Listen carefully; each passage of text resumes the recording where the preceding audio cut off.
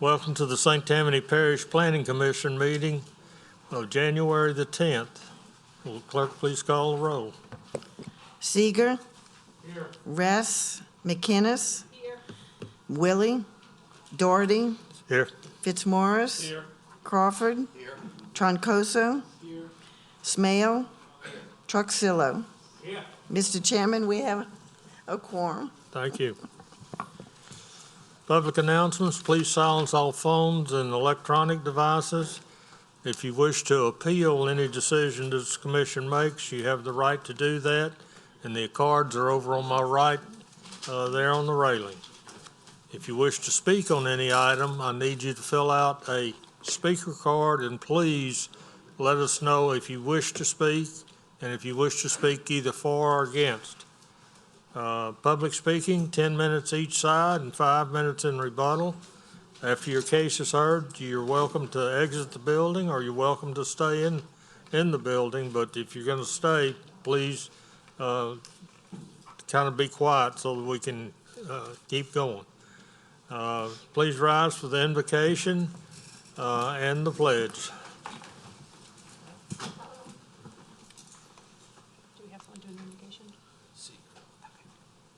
Most gracious Heavenly Father, we thank you for the opportunity to be here tonight. We ask that you bless us as we make decisions for the public here. Thank you so much for our first responders that go above and beyond every day. Thank you also, Lord, for the people who are gathered here as concerned citizens. We ask that you bless us and keep us and make your face to shine upon us. In God's name we pray, amen. Amen. To the flag of the United States of America and to the republic for which it stands, one nation, under God, indivisible, with liberty and justice for all. The flags are hung on. United States flag will be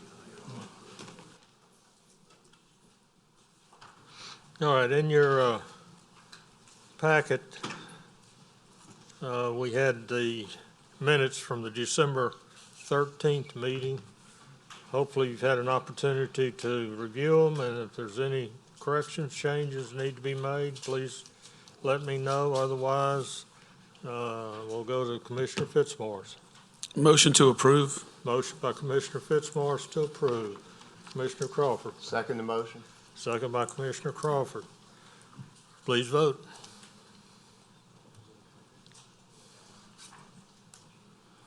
The motion to approve carries.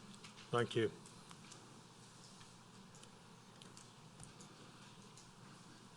All right, the next item is something we have to do the first meeting of each year is to elect officers.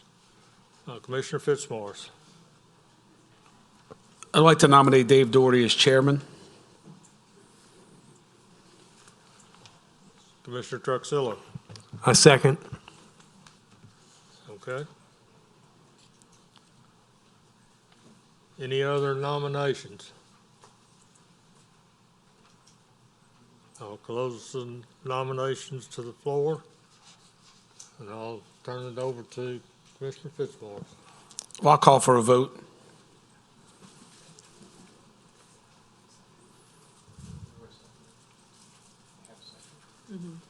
We had a second. We already, yeah, we have a motion and a second. We just need a vote. The motion to nominate Dave Doherty carries. Thank y'all.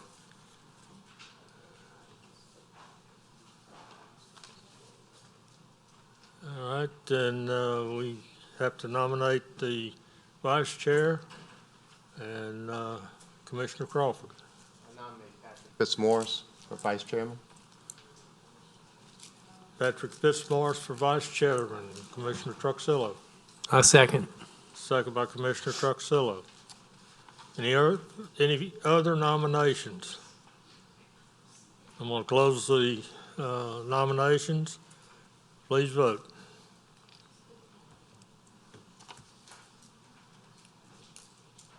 The The motion to nominate Fitzmaurice for chairman carries.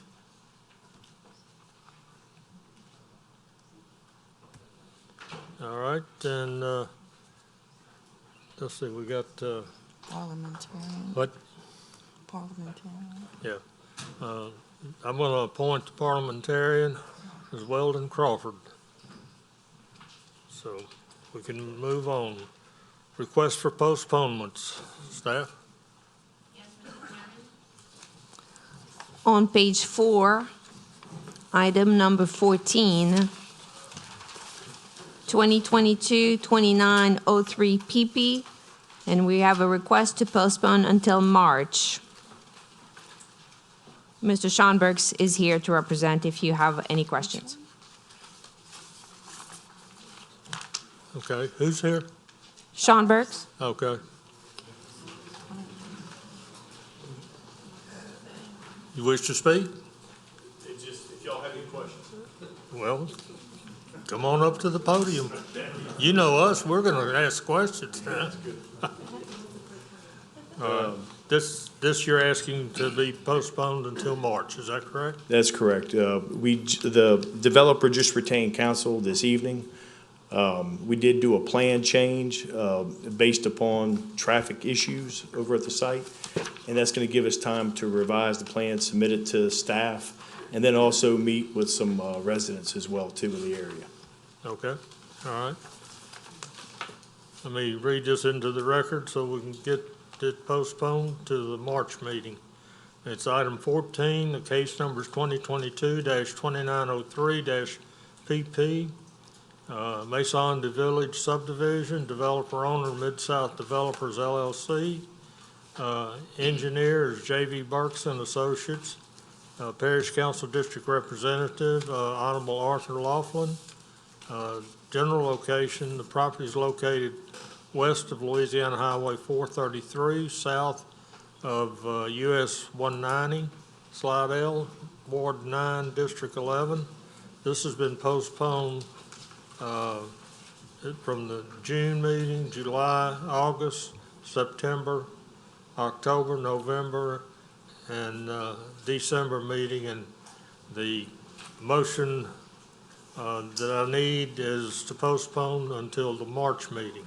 Commissioner Seeger. I move that we postpone this until the March meeting. Motion by Commissioner Seeger to postpone until the March meeting. Commissioner Truxillo. And I second. Second by Commissioner Truxillo. Any further discussion? Please vote.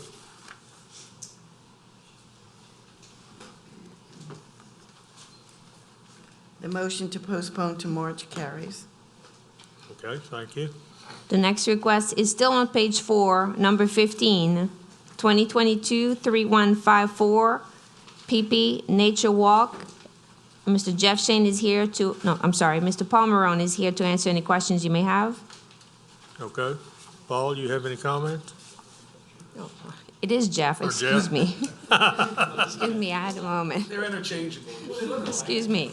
I was actually hoping Paul would get up and come to the podium, and I mean, you know, but it didn't quite work out that way.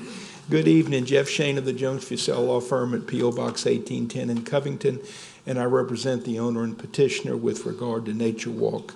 When we got the staff markups and comments in the third week of December, we knew that the things we need to do would require more time, and we would not be ready for you this evening. We do think we will be ready for the February meeting, so we would respectfully request postponement. I think that'll give us the time to finish our work, get it to staff, let them review it, and hopefully I'll be back at the podium in February on this case. Okay. Thank you. Thank you, Mr. Shane. I'll read the case into the record. It's item 15. Case number is 2022-3154-PP. Nature Walk subdivision. The developer is Covington Creek LLC. The engineer is Jeff Wilson Engineering LLC. Parish Council District Representatives, Honorable Reichert Toledano. General location, the property is located on the west of 3rd Avenue, south of Hellenberg Road, north of Interstate 12, Covington, Ward 4, District 5.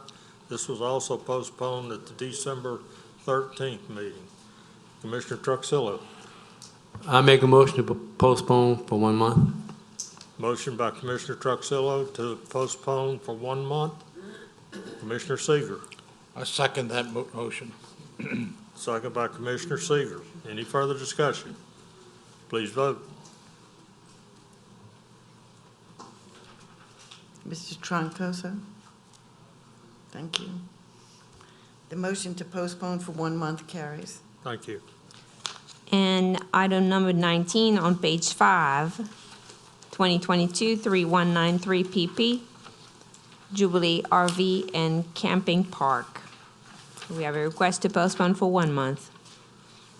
Postpone, how long? 1 month? 1 month.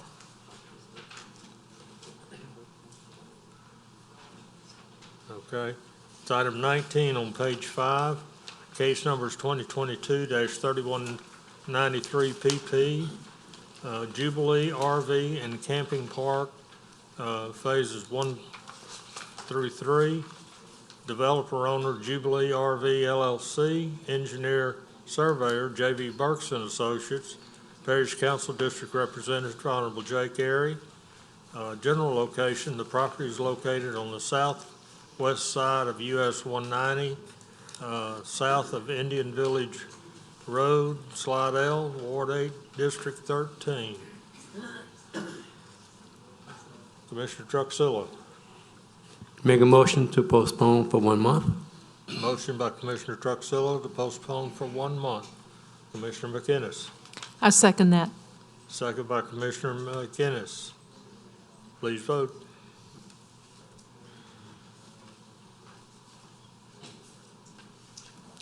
The motion to postpone for 1 month carries. Thank you. No other items requested to be postponed. All right. Thank you, Ms. Lambert. All right, we'll go back to the top of the agenda. Entering parish right-of-way, servitudes, easements, and Tammany trace. Item 1, case numbers TRC 23-01-001. Request to enter the Tammany trace for the purpose of constructing a 5-foot concrete sidewalk and culvert to connect to the Tammany Trace Parkway. The debtors, St. Tammany Parish Government, Parish Council District, Honorable Arthur Laughlin. General location, the property is located south of US 190, approximately 1,600 feet west of South Tranquility Road, Lacombe, Ward 7, District 11. Staff?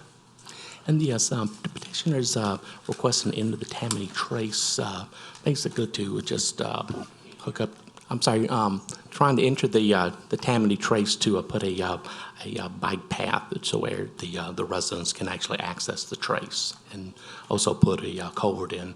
And the staff recommends approval with the stipulations that we listed below.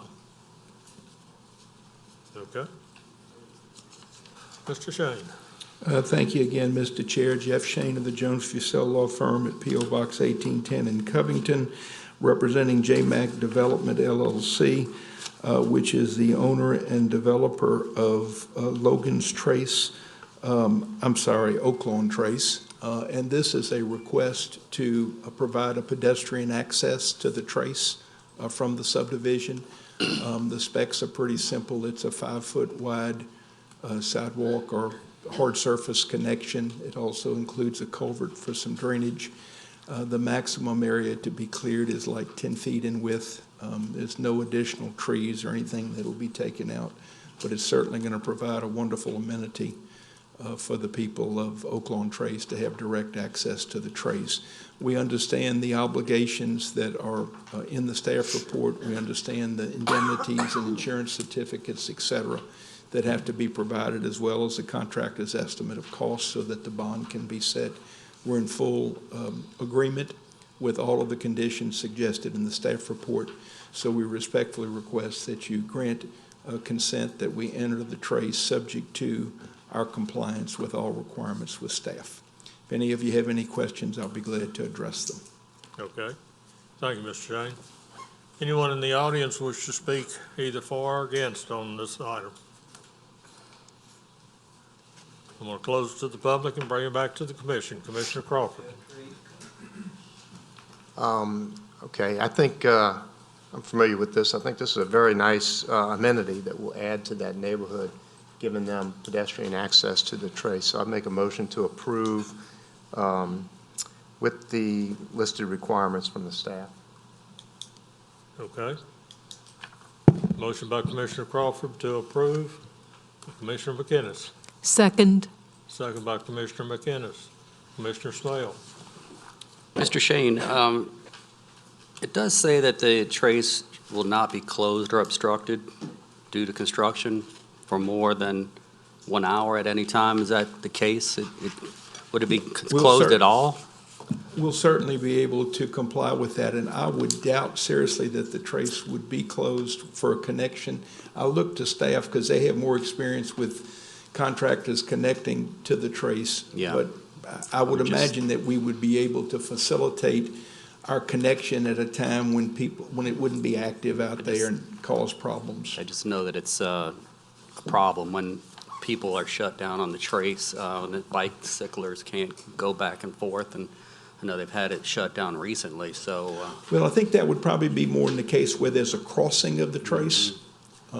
Again, I'll look to staff, correct me otherwise, but this is a connection to the trace as opposed to a crossing. Now, if you were doing a crossing, you and I know that it would probably take a lot of coordination to figure out when those activities would occur to make sure that the trace would not be inoperable. But we understand the conditions, and we don't envision any problem at all. Just hopefully you'll do your best to keep it open at all. Well, we don't Yeah. intend to close it at all. Okay, Again, it's just a connection. I'm sure we'll be able to figure out a way to do that.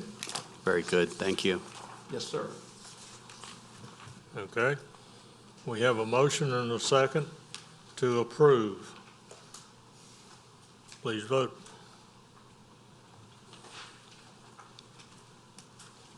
The motion to approve carries. Thank you. Revocation review. Item 2, the case is REV 23-01-001, the revocation of an unopened portion of Tammany Avenue north of Landmark Lane, south of Walden Road, east of Highway 437, Ward 3, District 2.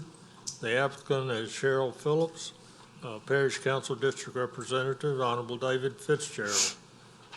Staff? As the applicant is looking to revoke a 360-foot portion of Tammany Avenue that's located on the property that she currently owns. He actually owns the property on both sides of the avenue.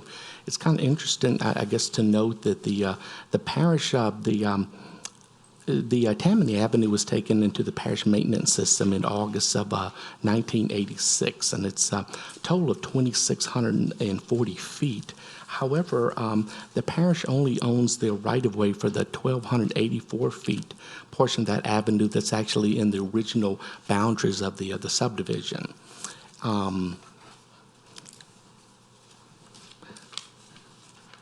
So approximately 628 feet of the road surface is located on Miss Phillips' property, and she is just looking to revoke a 360-foot portion of the blacktop pavement that that's located on her property. And the staff there is it's used as a turnaround.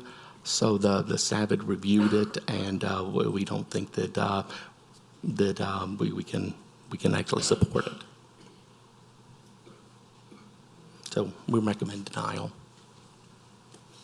Okay, thank you. Is there anyone here?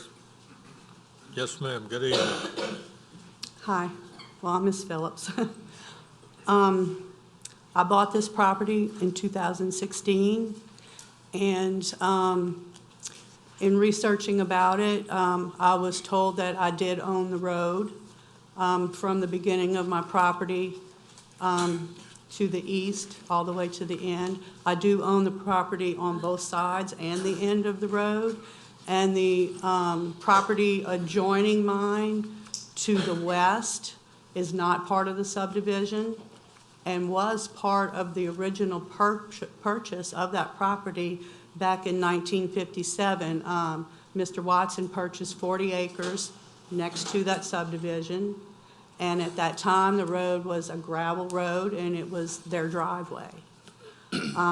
Over time, he sold a couple of portions of that, and in their cash sale, it is mentioned that they are to maintain their portion of the common driveway. So at some point around 1985, the parish paved that road. It was never dedicated to the parish by any of those residents. So I'm not sure how the parish was able to do that. I don't know. There's no document showing why or whatever or when that they did it. I'm supposing maybe there were children that lived down the road and maybe a bus traveled it, I don't know. But currently, I'm the only resident. The residents on the 10 acres that now connect to the subdivision, that's private property, that's not part of the subdivision. And the Lee Road Water Facility is across from me, and they don't have any problem with the road being dedicated back to me, however the terminology goes. I have a problem with people coming on that road. I live by myself at the end of a road on 20 acres. So my lawyer, when I purchased the property and he did the title search, he said, yes, ma'am, you do own the property.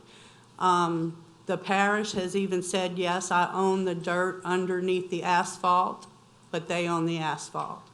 So I'm not even sure how that could have even happened, but it did. So I'm requesting that the road from the water facility, not in front of the water facility, but on my side of the water facility to the end, be dedicated back to me. I know the parish uses it for a turnaround, and I would be open to still allowing that. My biggest thing is I want it not used for public use because I get all kinds of traffic down there. I get teenagers coming down there wanting to park and then empty out all the beer cans, you know. I've had contractors come out there and walk across my property thinking it was other property that they were wanting to purchase. And I have people from the subdivision constantly coming down there, walking their dogs off leash, kids on four-wheelers going around and around and around the turnaround there. I've had hunters pull off over on the side and walk to the end of my property where there's a power line so they could go hunt on the power line. And there's just all kinds of things. I've had people come and park their cars there just to go jogging, and when they do, I couldn't even get to my own driveway till they came back and moved their cars. So it's a very narrow road. It's not big enough for anything. If the garbage man comes down there, he has to do a 3-point to actually turn around, you know. So I'm open for suggestions, but I would like it closed to the public, if nothing else. Okay. All right, let's see if anybody wishes to speak either for or against on this.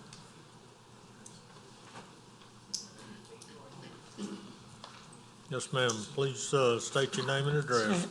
My name's Melinda Mizell. I'm an employee with Lee Road Water Corporation. Our office address is 78330 Highway 437, Covington. Lee Road Water is a nonprofit water system serving the rural area in the Lee Road community for 50 years. They have had a well and a pump station on Tammany Avenue for 50 years. They purchased the property from Charles and Anna Watson, and at the time of the purchase, the parish was maintaining Tammany Avenue all the way to the end because the Watsons did have kids that went to school. The school bus went back down there and picked them up. They have maintained that road. I've been with the water company 33 years, so I know they have maintained it for that, but I know prior to that there was notes in our records that the parish has maintained that road for over 50 years. Ms. Phillips purchased that property knowing it was a blacktop road, knowing there was a cul-de-sac down there. Since she has purchased that property, we have had to call the parish because there's been logs and power poles and stuff put across the road blocking it. She has put signs up on either side of the drive. One of them says, "Stop private property." The other one says, "Do not enter, no trespassing." And drivers see that, and they therefore then attempt to back up, back into one of our driveways. Sometimes they miss their driveways and go in the ditches, which are pretty deep, and that involves getting a wrecker out there, tearing up our property. They have hit our fence, they've hit our gates, and that starts creating a huge security issue, because if they tear down the fence or break down the gates, then our facility is open, and that becomes a public health issue. School buses, delivery trucks, fire trucks, garbage trucks all need to use that cul-de-sac to turn around. If she's concerned about people walking across their property, build a fence, keep them out. If there's somebody trespassing, call the law. But I don't see a valid reason why the parish should revoke any portion of that road at this point, because the parish has paid to maintain it for over 50 years that I know of. Unless she's willing to, reimburse the parish for 50 years of maintenance and blacktop and everything else, I think it should be denied. Thank you. Okay, we need to get, ma'am, you need to, okay. Thank you. Wait a minute, Ms. Phillips, let's see if there's anybody else that wants to speak against. You wish to speak against? Yes, I do. I've never blocked the road. Wait a minute. Oh, okay. She misunderstood. You're for. We mean if there's anybody else that wants to speak against Oh, okay. you, wouldn't matter. I think she Okay. meant rebuttal. We Okay, have an opportunity in just a second. all right. Let me see if there's anybody else that wishes to speak against. Is there anyone else in the audience that wishes to speak against on this? Okay, come forward and let's see what you have to say. Yes, State your name and address. Maurice McCraney. I'm at 114, what's that? You have to fill that out. Oh, I don't have my glasses. You can speak, fill it out after. Yeah, Maurice McCraney here. That road, that Tammany Avenue, I personally caught people using the bathroom there, picked up catfish heads, crawfish heads, everything, trash, everything back there. They totally destroying that little area back there. That turnaround is only wide for a small truck to pass around. A large truck can't make the turnaround. The turnaround is small. It's not a large thing. It's only wide enough for one vehicle. And the same way with the road that runs past the water plant. It's only wide enough for one vehicle. The road is 16 foot wide. That's it. The water facility, let's see. The water facility has cut a line through the property. It's a drainage line. Parish did it, or somebody had cut a ditch right through our property. I had to personally cut a hole in that levee that they dug to fix it. But anyway, the water facility, there is no maintenance down there at the end. I don't know what she's talking about. I maintain that road all the way from the water facility to the turnaround, our little cul-de-sac. That was a driveway. It always has been a driveway until y'all did what y'all did. But the water facility, they maintain in front of their property. We maintain our property. Everybody seems to take care of it, but the parish stops at the beginning of the water facility. So there is no maintenance. I clean the ditches, I cut the grass, I do everything. So I don't know what her beef is, but we'd rather not have all the unnecessary traffic. The traffic is terrible, you know, and certain joggers that go down there and they will go round and round our driveway 10 times or so, and then they'll scoot off, and then the dogs come down with their owners and they poo all over the place. You know, we don't need all that, you know, so Cheryl, you know, she was real nice at the very beginning, you know, she was allowing, but then they got obnoxious. They started driving golf carts full of kids under 15 years old. I mean, four-wheelers with children, bicycles with children, everybody down there.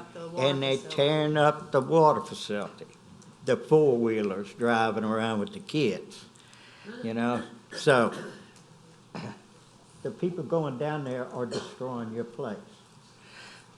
It has nothing to do with anything that we do. I have a little sawmill set up there. I do business in and out of there with my little sawmill. I cut lumber for free for people to build, you know, whatever they need. But that cul-de-sac, or that y'all call it, is not wide enough. An 18-wheeler, tractor trailer, no way they can turn around. No way. A fire truck coming down there, and if you have an oncoming vehicle, like an ambulance, excuse me, an ambulance, they can't pass one another on the road. It's not wide enough. So that's my little beef here. Okay. So thank you very much. Okay, thank you. Nice seeing all y'all. All right, Good thing. all right. The other lady, you have a rebuttal?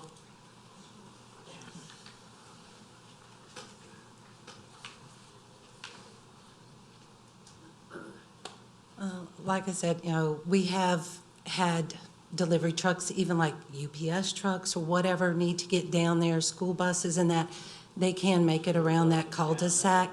There's not an extreme amount of traffic that goes down there in a day's time, but our drivers have even been harassed if they go down there to turn around and they're staying on the blacktop. So, like I said, I don't see why it should be revoked at this time. If she's having issues with people trespassing on her property, build a fence or call the cops on them. Thank you. Yes, ma'am. Can I speak now? Yeah, you can speak right now. I've never put any obstruction across the road. I've put my signs because I own that property on that side of on the sides of the road, and I've said no turnaround, don't trespass, and that's basically what the signs say. And the parish does not maintain the road past the water facility. They do maintain in front of the water facility. But I've even talked to the man who sprays for mosquitoes, and he says he's not supposed to spray down there on the cul-de-sac. He's supposed to start in front of the water facility. Now, like I stated, I have no problem allowing the parish, and I've even talked to the water facility people and gave them permission to go turn their vehicles around there. I have no problem with that. I just want the public to stop using it. We have a lot of immigrant workers that are working in that subdivision right now that come sit down there and have their lunch and then throw their trash out. I've had landscape workers come and back up off the cul-de-sac up against the wood line and dump all their debris out there. You know, so it's not just, I mean, she doesn't live out there, she doesn't see what happens. You know, and the parish does take care of the road in front of the water facility, but they do not take care of it past. And my survey shows that I still own that road in front of the water facility, but I'm not asking for that portion. I'm just asking for the portion beyond the water facility. And the parish could still turn around, and the water facility can still turn around. There are no school buses because there are no kids that live past the subdivision. So Okay. I don't know where to go from that. I'm just asking for a little piece, that's all. Okay. you wouldn't believe the things, I'm sorry. You Time- wouldn't your believe the time's things expired. that have happened out there. Yeah, your time's expired. Oh, I'm sorry. Okay. Okay, thank you. All right, thank you. All right, we've had both sides speak, so I'm gonna close it to the public and bring it back to the commission. Commissioner Seeger. This question is for staff. So I understand that a road was built on, Parish Road was put in on private property, is that correct? In 1985, there was a Krebs and I believe Krebs and LaSalle study that looked at a multitude of roads throughout the parish. And in 1986, they passed an ordinance for every single road in like that ward, a large selection of roads, maybe like 100 or 200, that they were going to bring into the parish maintenance system. And this was one of those roads that they brought in.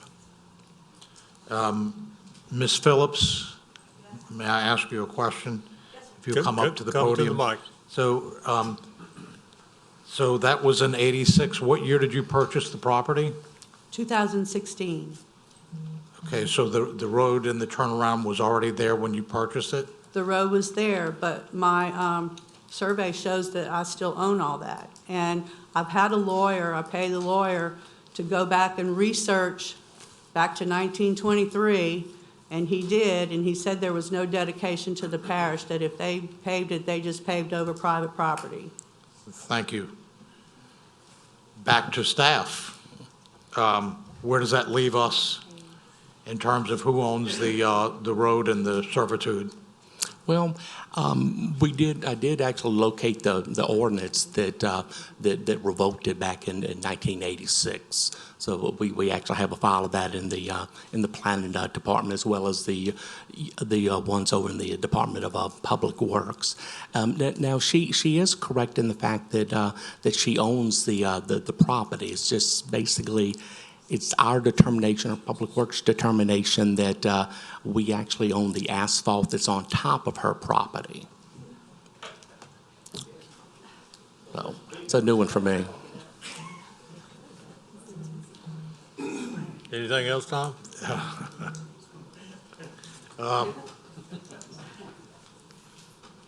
Ma'am, I don't, I understand your dilemma. It's a very tough question. I don't understand, and I don't think there's any way to close off that road to the public. And you saying that you're willing to let the water people and things, I don't know how that would work without closing the road completely. I don't think that's, I can't think of any way that could be done where you say that this is a private road. So we have a real complex thing here. So anyway, I think that the time maybe to address that would have been at the time of purchase. And, you know, when you... I was told by the lawyer who did title search and everything that it was mine. And yet we have an ordinance, so, you know, what a simple case that turns into difficulty. And again, I certainly see your point of view, and I might, you know, go to your title company and complain. You know, I don't know, you know, I don't think that they did due diligence if they didn't research completely, you know. That's all I have, and I would like to hear the rest of the commissioners' comments. Okay. Ma'am? Ma'am? Okay, I've closed it to the public right now. Commissioner Crawford? Ma'am, could you come up to the mic, please? Probably should stay there, because I think there's going to probably be some questions. Is there any fencing in place? No, there's not. There's no I didn't fencing. want to put fencing. It's a lot of property to put fence on. Mm-hmm. Okay. I see your point exactly, and ownership of the property seems pretty straightforward and seems to, I mean, there's no dispute with the parish saying that the parish owns the asphalt on top, whereas you own the property underneath. It seems like the property underneath would govern, but is there any way to move the turnaround forward to the point that you're talking about? Well, there is, before the water facility on Tammany Avenue, there's another little road that cuts off to the right called Clark Road. And the parish could go a portion down Clark Road and turn right in front of the water facility and go back and make that a little turnaround. But I would imagine, I don't know, that they would have to buy that little section from the water facility. The water facility has nothing built on that portion.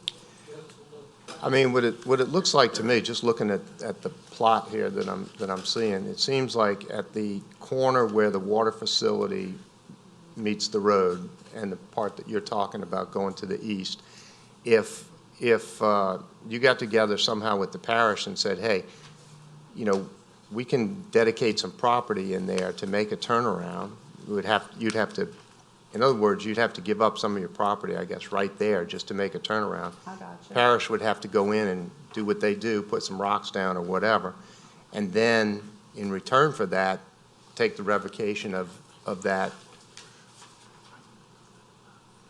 Or could it be right here? At the corner, it would be in front of the water facility instead of at the back of the water facility. Or at the, Because there's some big trees Yeah, right or in the there I front. wouldn't want to take down. yeah. I mean, is there something, and I guess this is a question for staff, is there something that's doable there, that a compromise? I'm thinking maybe we should, just, I'd like to table it for 30 days, if you'd be, and we could maybe do a little bit more discussion Yeah. on it and see if we can just work out something before, you know, we're Yes, I recommending could against it. actually give up a portion of the property across from the water facility where they could cut a turnaround in Right. there. Okay, that sounds like a good Instead of them going solution. through my, you know. Okay, well, let's make a motion to postpone this for 1 month. Is 1 month good enough, you think?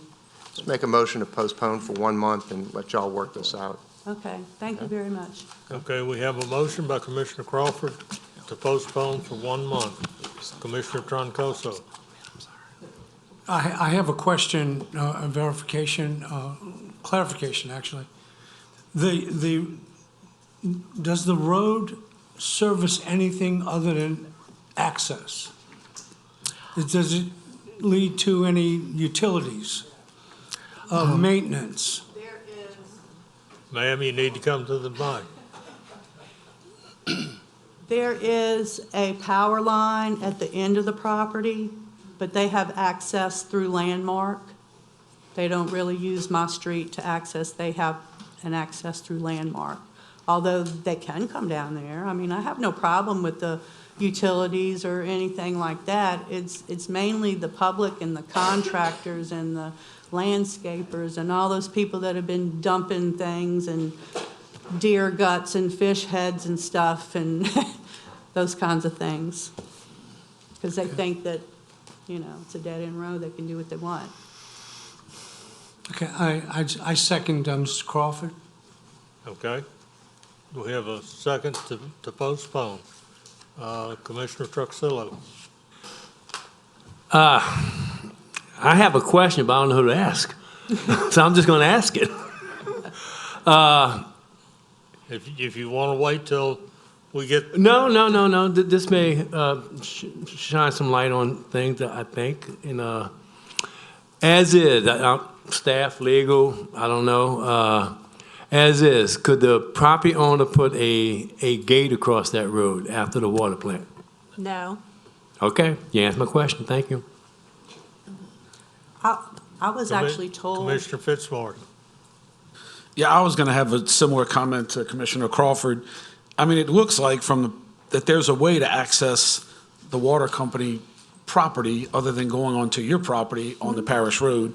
And if you can get together with staff and work that out, however that's accomplished, I think that cures the issue. So, yeah, and get the council member involved. That would help. I tried that, and he was not very helpful at all. Okay, well then work with staff. We can reach out to him. Okay, Commissioner Smale. My agenda says 137 feet. Are we talking about 306 feet? Yeah, it was a math error. That was my fault. That was a typo. Okay, so it is 306 feet, and if we grant this, would you put a gate up there, or what would you, I wasn't going to put a gate. how would you keep everybody out? Well, I was using my signs, and they were working pretty good, but the FedEx man seems to complain about it because he uses it as a turnaround every day, and he's the one that's backed into the water facility on a couple of occasions and messed them up. Because So- I've seen him do it. So a turnaround at the corner or before your property would actually fix the problem. So I Yes, think it the would. staff is It willing to would work fix it with for you. the water facility as well. All right, very good. That's all I have. Thank you. Okay? Okay, we We're have gonna a vote. motion and a second to postpone for 1 month. Any further discussion? Please vote. Ms. McInnes? Thank you. The motion, excuse me, the motion to postpone for 1 month carries.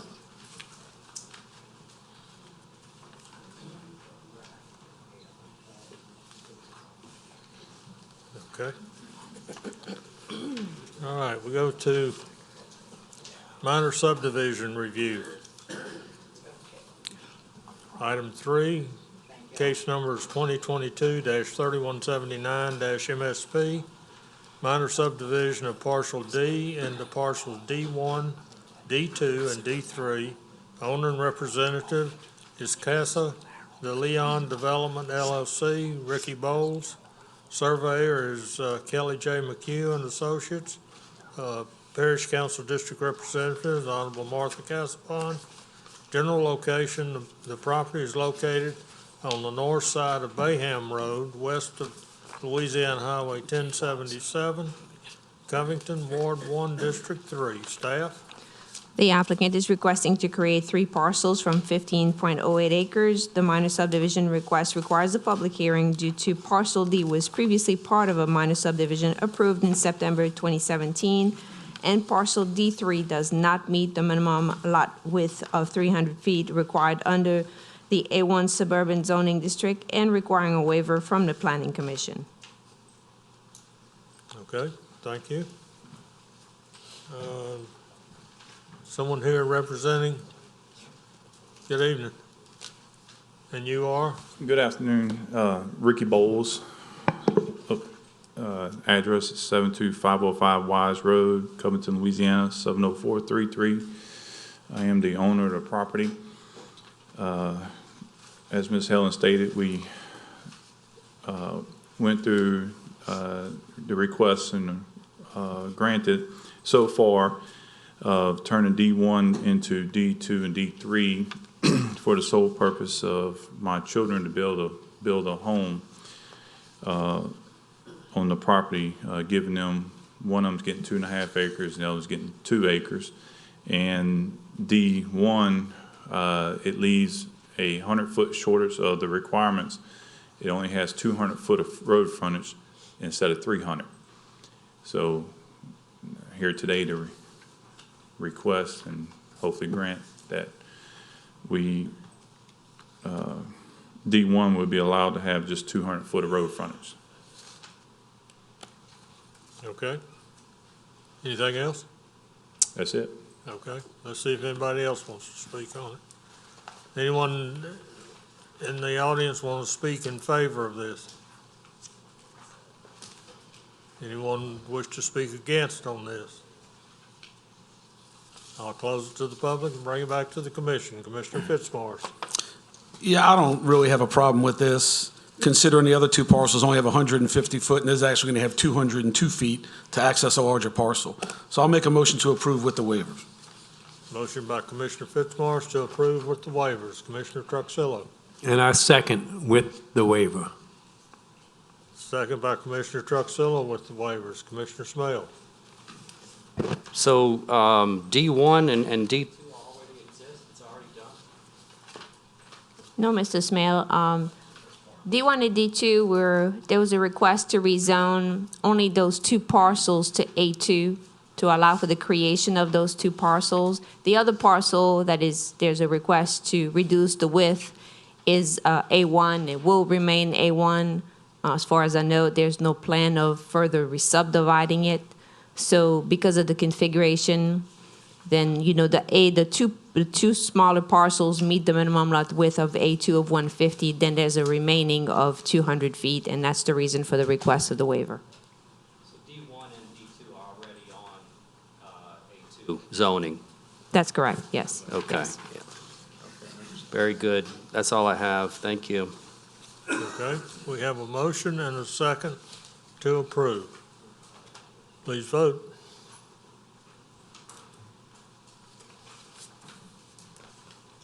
The motion to approve with waivers carries. Thank you. Thank y'all. All right, have a good one, sir. We go to item 4, cases 2022-3180-MSP, minor subdivision of Tract B into Tracts B1, B2, B3, B4, and B5. The owner and representative is GT Family Holdings, LLC, James C. Theriot, Jr., surveyors John G. Cummings and Associates, Parish Council District Representative David Fitzgerald. General location, the property is located at the end of Sunflower Road, west of South Fitzmaurice Road, Covington, Ward 3, District 2. Staff? The applicant is requesting to create 5 tracts from Tract B. The minor subdivision request requires a public hearing due to the property is proposed to be subdivided into 5 tracts, accessed from a 35-foot access drive right-of-way. Tract B3 does not meet the minimum lot width of 300 feet required under the A1 suburban zoning district and requiring a waiver from the Planning Commission. Also, the proposed name of the access depicted on the survey shall be granted approval by the Planning Commission, and the proposed name is Amore Way. And number 4, there's a request for a waiver to allow for the construction of the 35-foot access drive and a required drainage prior to the building permit be issued on B1, B2, B3, B4, and B5 instead of prior to the plat being recorded. And the request shall be subject to the above requirements and also comments 1, 2, and 3.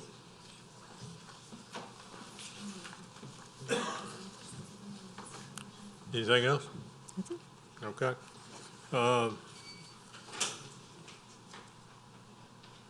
James Theriot?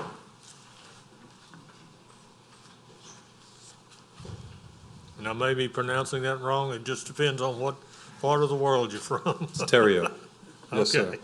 Good evening. Again, my name's James Terrio. I'm here representing GT Family Holdings, and I'm here to answer any questions or concern that may arise from tonight. Okay, we'll see. All right, thank you. Sure. Anyone in the audience wish to speak for or against on this? Seeing no one, I'll close it to the public and bring it back to the commission. Commissioner Seaver. I'm sorry. You made a motion to approve. You made a motion to approve? Yes, I did. Okay. With the All right. waivers? With the waivers, yes. I didn't get a With the chance to waivers, finish. right? Commissioner Smale.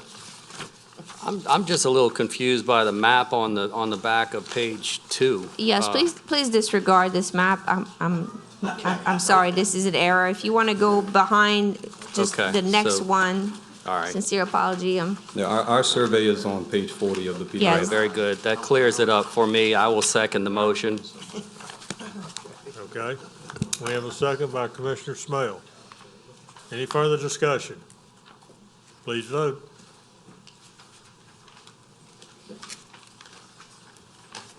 The motion to approve with waivers carries. Thank you. Thank you.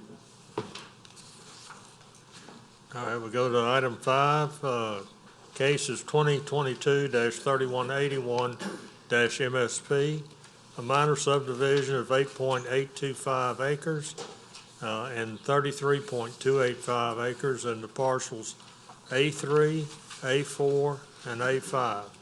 Owner and representative is Teresa M. Nave and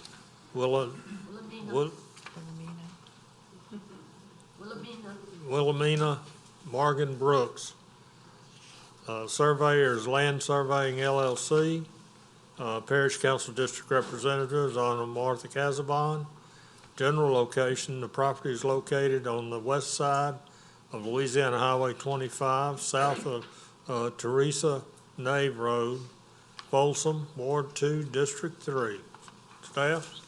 The applicant is requesting to create 3 parcels from 42.11 acres.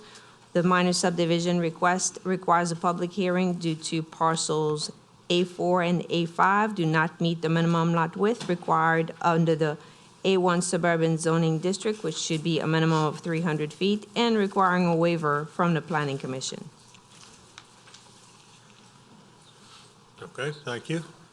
Good evening, and you are? Wilhelmina Brooks. Okay. My sister Teresa Nave and I inherited land from our parents, and now we're handing it on to our children.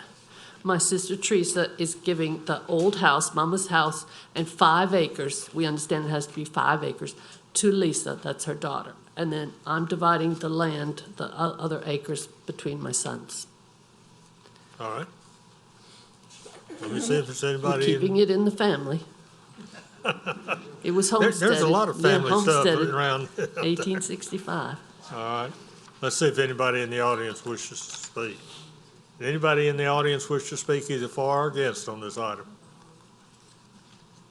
Seeing no one, I'm going to close it to the public and bring it back to the commission. Thank you. Commissioner Fitzmaurice. Motion to approve with the waivers. Motion by Commissioner Fitzmaurice to approve with the waivers. Commissioner Smale. I second that motion. Second by Commissioner Smale. Any further discussion? Please vote.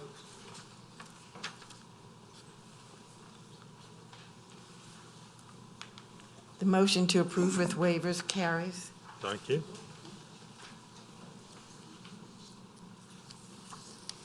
All right, we go to item 6, cases 2022-3182-MSP, minor subdivision of parcels 7A1-AD1-2 and the parcels 7A1-AD1-3 and 7A1-AB1.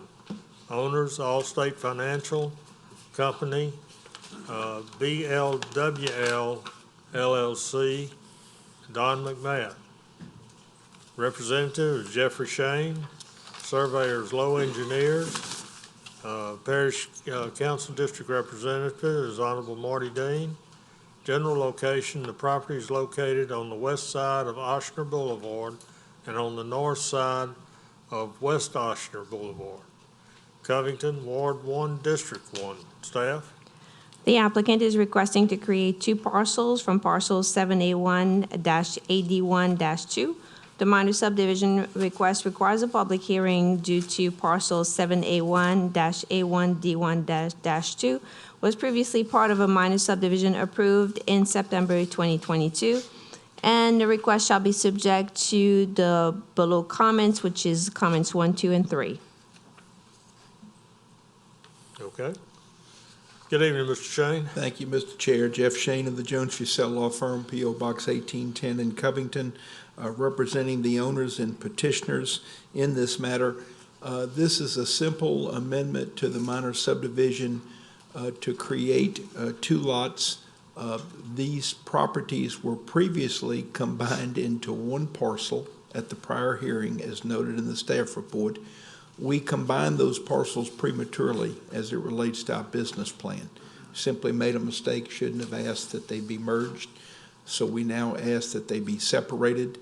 There'll be a point in the future when we'll probably come back and ask that they be connected again if we want to build across that property line. But for now, we need 2 separate and distinct legal lots of record. We have reviewed and complied with all 3 of the staff comments and have submitted a revised survey to staff, which I think is being reviewed by 911 as it relates to the names, to make sure the names are correct. But otherwise, all of the conditions have been adhered to on the revised plat. So we ask that you approve this requested amendment to the minor subdivision. If any of you have any questions or comments, I'll be glad to address them. Okay. Thank you, Mr. Shane. Anyone in the audience wish to speak for or against on this item? Seeing no one, I'll close it to the public and bring it back to the commission. Commissioner Seeger. Move to approve. Motion by Commissioner Seeger to approve. Commissioner Fitzmaurice. Second. Second by Commissioner Fitzmaurice. Any further discussion? Please vote.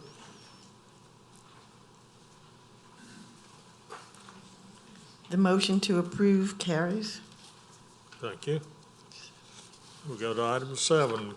The case is 2022-3183-MSP, minor subdivision of 60.208 acres into parcels A and B. The owner and representative is Heartland Properties, LLC. The surveyor's Oakwin and Associates Incorporated. Parish Council District Representative is Arthur Laughlin. General location, the property is located on the west side of Louisiana Highway 434, north of Crennel Road, Lacombe, Ward 7, District 11. Staff? The applicant is requesting to create 2 parcels from 60.208 acres. The minor subdivision request requires a public hearing due to the parent property to be subdivided totals more than 25 acres in size, and only 1.53 acre residual parcel being created has been surveyed, requiring a waiver of the regulation by the Planning Commission since the site is located south of the urban growth boundary line. And the request shall be subject to the comment number 1, which is to identify parcel A and parcel B on the survey. All right.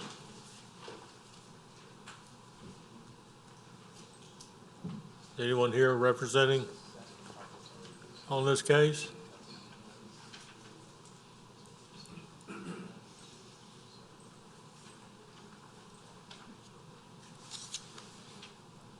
Good evening. Hi, Shelley Varnado with Clico, here to answer any questions you may have.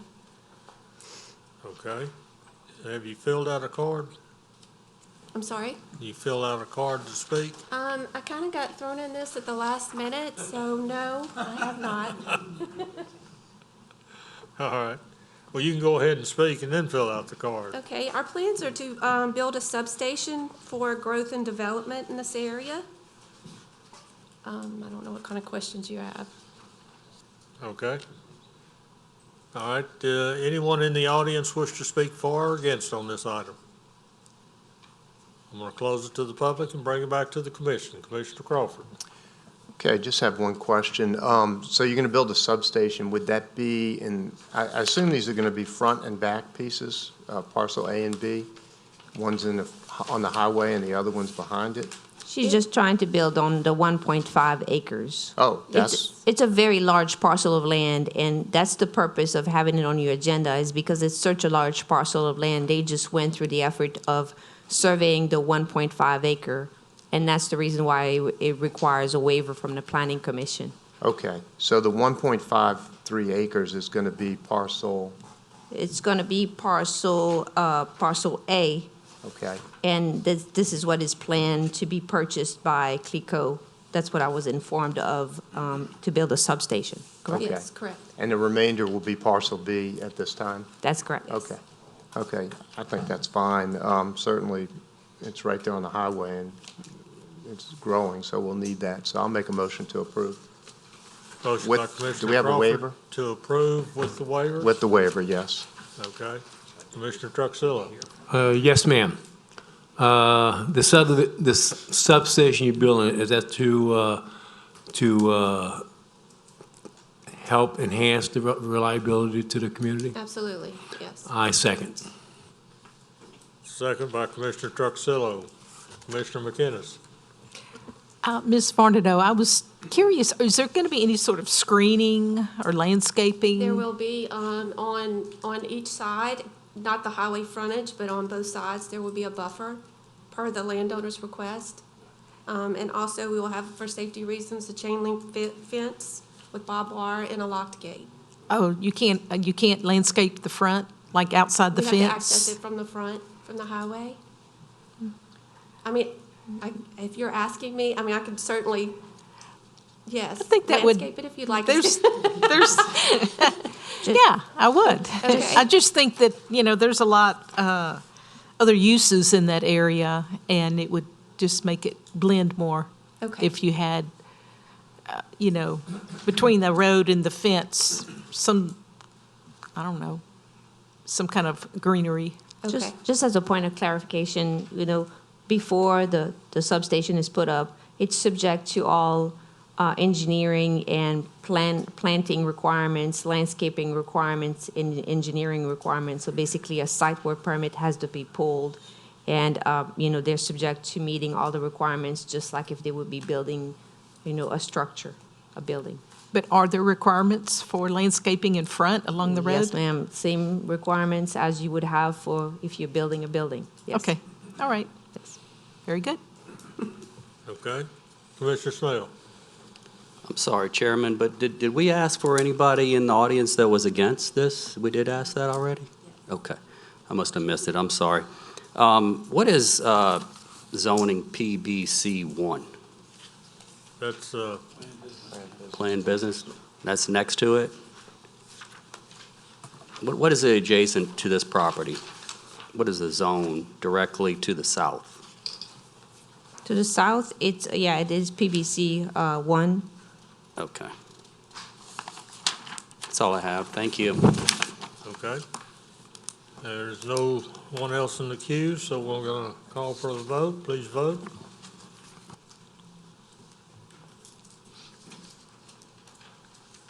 The motion to approve with waivers carries. Thank you. Thank you. Thank you. Did you fill out the card? Yes, I'll fill it out. Bring it back. Okay. All right.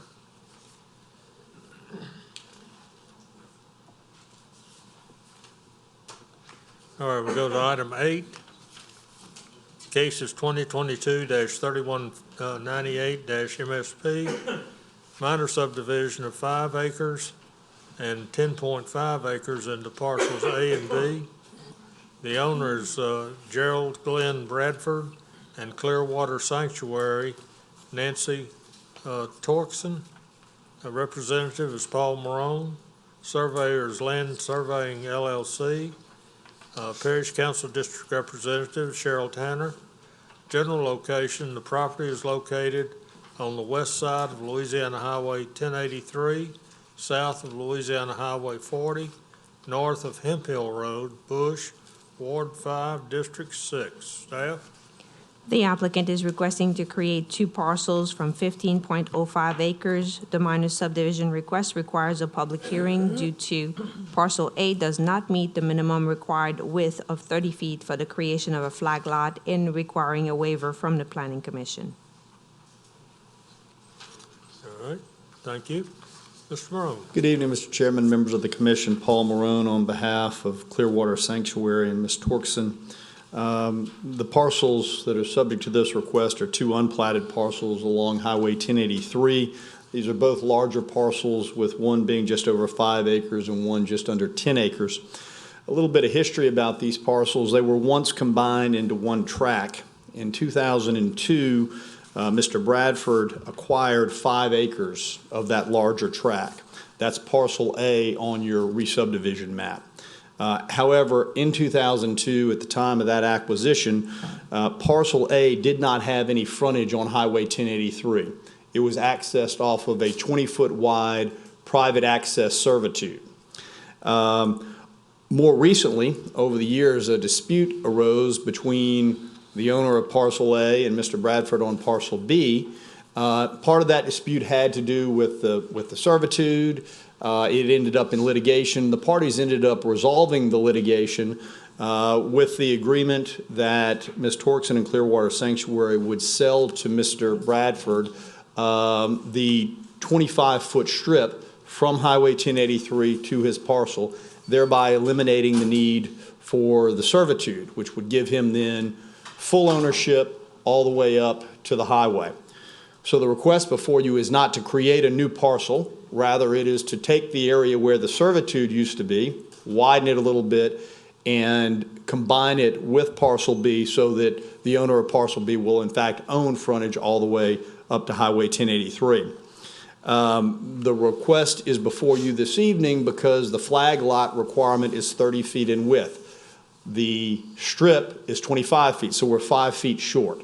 So we're asking for a waiver on that 5-foot difference. I would respectfully suggest to you that the 25 feet is larger than the 20 that has been the access way for since 2002. Rather than a servitude and the potential issues that could arise from that, that goes away because we now have full ownership all the way to the highway, which I submit is probably a better alternative. And finally, 25 feet is more than enough for a driveway. It's only accessing one parcel. It's nothing more than a driveway parcel.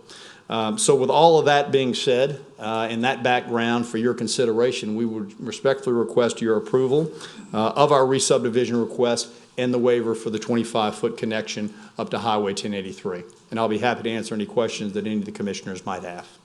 Thank you, Mr. Morone. Anyone in the audience wish to speak in favor on this item? Anyone wish to speak against? I'm going to close it to the public and bring it back to the commission. Commissioner Seeger. I move to approve with the waiver. Motion by Commissioner Seeger to approve with the waivers. Commissioner Fitzmaurice. Second. Second by Commissioner Fitzmaurice. Any further discussion? Please vote.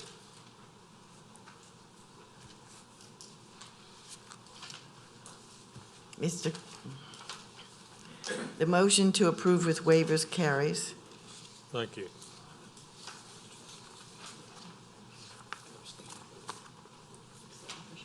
All right, we go to item 9 on page 3. Case is 2022-3161-MRP, re-subdivision of parcels 2A and 3A into parcels 2A1, 2A2, and 3A1, and the dedication of Henry Street and a drainage subdivision, Wadsworth subdivision. Owner and representative, Love's Travel Stops and Country Stores, Brad Peck, and the ASBE Fund, Patrick Fitzmaurice. Surveyor is R.W. Krebs Professional Land Surveying. Parish Council District Representative is Riker Toledano. General location, the property is located on the west side of Wadsworth Boulevard and on the north and south sides of Harvey Drive and on the north side of Louisiana Highway 1088 and Interstate 12, Mandeville, Ward 4, District 5. Staff? The owner is requesting to create 3 parcels and the dedication of Harvey Drive and drainage servitude for parcels 2-A and 3A. The public hearing is required considering that as stated in the restrictive covenants of the approved plat, no lots shall be further re-subdivided without approval from the Planning Commission, and the approval shall be subject to items 1 and 2. All right. Mr. Morone. Thank you, Mr. Chairman, members of the commission, Paul Morone again, on behalf of the owner and the petitioner.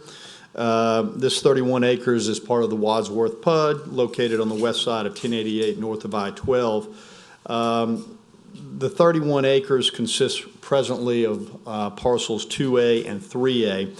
Parcel 2A was originally created with an access servitude over it to provide access to the west. The purpose of our request this evening is to be able to create Harvey Drive, not Henry Street or Henry Drive, but Harvey Drive, and to be able to dedicate that to the parish so that it can be a public roadway. Also, it will allow us the opportunity to create a 40-foot drainage servitude in favor of the parish as well. Since the roadway is going to be servicing 3 parcels, we felt like it made sense for it to be a public roadway. Obviously, that roadway would be constructed in accordance with all of the parish standards, since it will ultimately be taken over and maintained by the parish. We are aware of the 2 comments from staff. We have made the survey aware of those, and he's already corrected each of them. And we respectfully request your approval this evening. I would point out that this roadway, Harvey Drive, has always been on the PUD plan.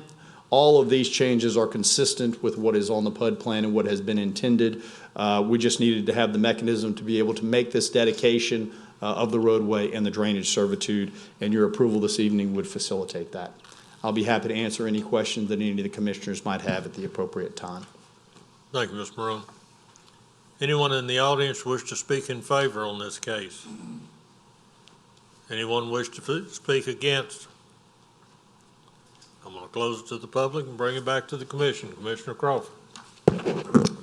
Hey, Paul, just a quick question. The intent of this is mainly to get the roadway in place, is that correct? And the drainage servitude? That's correct. Okay, that's what I thought. Okay, I make a motion to approve. Do we need a Motion by waiver? Commissioner Crawford to approve. No. Okay, no waiver. Barton? He asked if there's a waiver. I said no. Okay. Commissioner Truxillo. And I second. Second by Commissioner Truxillo. Commissioner McInnes. This is for staff. Will we see the development plans in this area again? Will it come before us? No. The zoning is appropriate and, No, I mean, when these lots get developed. I'm sorry, what is your When the question? lots get developed. Not unless there's further No. subdivision of the lots. Okay. Well, I just want to make a comment of the drainage is the watershed that's right outside this building into the road. And that it's important to try and be as creative as possible to have impervious pavement, green parking areas, anything we can do to help our watersheds that be downstream from this development. So just want to keep putting these items in front of people. Okay. Commissioner Smale. So, Mr. Morone, this is ultimately going to be a Love's truck stop? Love's, The parcel 3A1, which is the large southern parcel, is owned by Love's Truck Stop. And so my belief is that they will be constructing a facility on that parcel. the first one? Okay. Yes, sir, that's correct. Right off of, Wadsworth Parkway. It's a little hard to read on that plat. okay. All righty, thank you. Commissioner Troncoso. The zoning standpoint, that use is in keeping with the zoning on the property currently? Yes, it is a permitted use.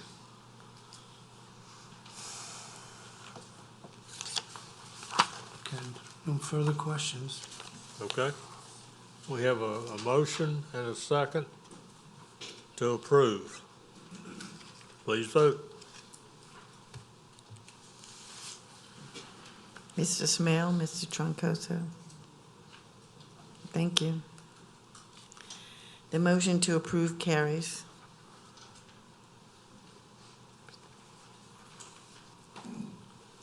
Okay, we go to item 10. Case is 2022-3178-MRP. Re-subdivision of lots 86, 87, 91, 92, 93, and 94 into lot 94A. Whippoorwill Grove on Money Hill. The owner and representative is Louis and Barbara Lozinski. Surveyor is Land Surveying LLC. Parish Council District Representative, Honorable Cheryl Tanner. General location, the property is located on the west side of Whippoorwill Drive and on the north side of Fairgrounds Boulevard and on the east side of Quail Hollow Lane, Bush, Ward 5, District 6. Staff? The owner is requesting to create one lot from lots 86, 87, 91, 92, 93, and 94 and the public hearing is required considering that, as stated in the restrictive covenants of the approved plat, no lot shall be further re-subdivided without approval from the Planning Commission, and the request shall be subject to adding the signature line for the chairman of the Planning Commission. Okay. Is someone here representing? Good evening, and you are? I'm Louis Lazinski. I'm the owner. Okay. This is my home. It's been a little farm ever since we lived there for 20-plus years. I've owned all these lots. We've got horses and chickens and goats and such. And never saw a need to put them together up until I started to want to build something, and people started asking me questions like, why are you building on a lot, and that building's a barn, and there's nothing else there. So that's really not what's going on. This is one big, giant property, has been ever since I lived there, and will continue to be as long as I live, which I hope is a good deal longer. Okay, thank you. Anyone in the audience wish to speak either for or against? You wish to speak for? I'm not sure I wrote on the card. We needed clarification. My name's Kelly Pagan. Our address is 80301 Quail Hollow Lane. We're lot 98. We have a homeowners association, WGI, Whippoorwill Grove Incorporated. Mr. Lazinski is a member of that board, and I just want to make sure that it went through the board prior, approval through the homeowners association prior to coming to y'all. And I'm not sure that it has. We haven't seen any communication through the homeowners association on that. Okay. Can I answer? Yes, go ahead. I have with me a resolution by the board. I have with me a resolution by the board approving. The contemplated construction has also been approved by the architectural committee of the board, and I can submit that if you want it. Okay. Resolution of the board. Do you want that? Would you like to You don't have a need copy it? of Sounds it? like she wants Okay. We don't really need it. Right. Okay. All right. We'll leave that up to you two to get that straight. Any further comments, ma'am? She said no. She should have. She gave me the obligatory no. I'm sorry. My husband, Renee Pagan, would like to know what the purpose of the consolidation of the lots is. You wish to answer it? Well, I think I said that earlier. It's one property. It's my property, 16 acres, has been for 20-plus years. And as I start to build facilities to help me house the stuff that I have to take care of a property like that, I start getting questions about that would go away if this were one property. So if it was 6 different lots, I shouldn't be building a barn on a lot that ought to have a house on it, but that's not what's going on here. So Okay. Thank you. That's kind of what that is. Ma'am, you have any further comment? No, thank you. Okay. All right. We've had rebuttal on both sides, so I'm going to close it to the public and bring it back to the commission. Commissioner Seeger. Move to approve. Motion by Commissioner Seeger to approve. Commissioner Fitzmaurice. Second.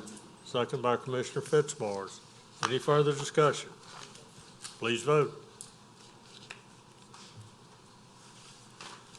Mr. Fitzmaurice. Motion to approve carries. Thank you.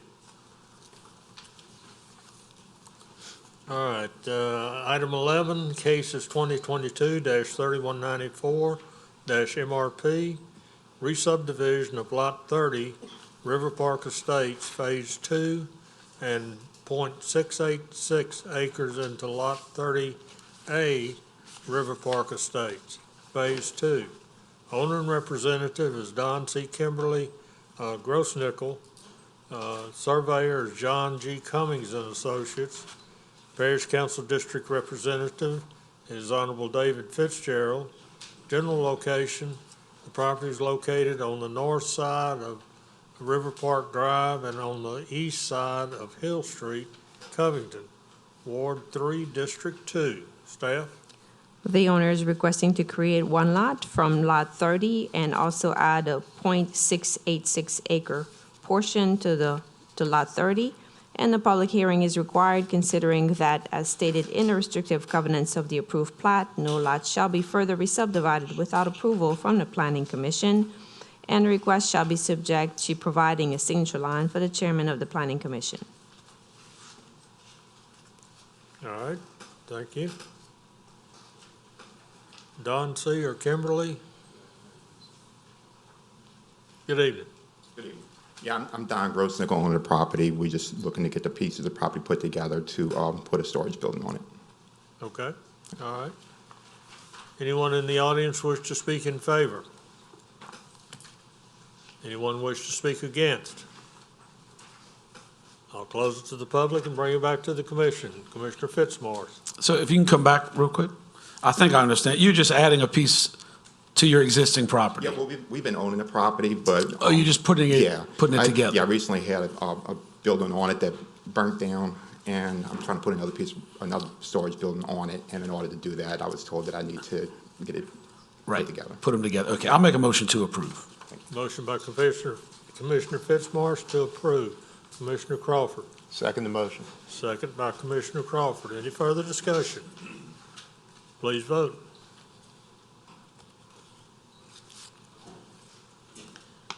The motion to approve carries. Thank you. All right, item 12. Case is 2022-3197-MRP, re-subdivision of Lot 44 into Lot 44A and 44B, Alamosa Park, Phase 3A. Owner and representative, Alamosa Park LLC, R.G. Rath, surveyor, Kelly McHugh and Associates, Parish Council District Representative, Honorable Riker Toledano. General location, the property is located on the north side of Compass Way North and Compass Way East, Mandeville, Ward 4, District 5. Staff? The owner is requesting to create two lots from Lot 44. The public hearing is required considering that, as stated in the restrictive covenants of the approved plat, no lots shall be further re-subdivided without approval from the Planning Commission. All right. Good evening, sir. And you are? Good evening. I'm Richard Rathy, Okay. one of the partners in Alamosa Park LLC. I live at 777 Dupree Street in Mandeville. All right. You have anything you need to tell the commission? It's a simple split a large lot into two commercial lots, Zone I2. All right. Good deal. Anyone in the audience wish to speak in favor? Anyone wish to speak against? I want to close it to the public and bring it back to the commission. Commissioner McInnes. Mr. Rathy, how do you guys deal with all the wetlands there when you This build? is a third phase over 20 years. It's really wet, though, isn't it? No, it's a flood zone C. It's fine. Is it? Yeah. Flood zone C. There All are right. buildings on 90% of the property. Okay. All right. I'll move to approve. Motion by Commissioner McInnes to approve. Commissioner Fitzmaurice. Second. Second by Commissioner Fitzmaurice. Commissioner Troncoso. Question about the zoning relative to the size of the lots. Does it meet the criteria of the zoning?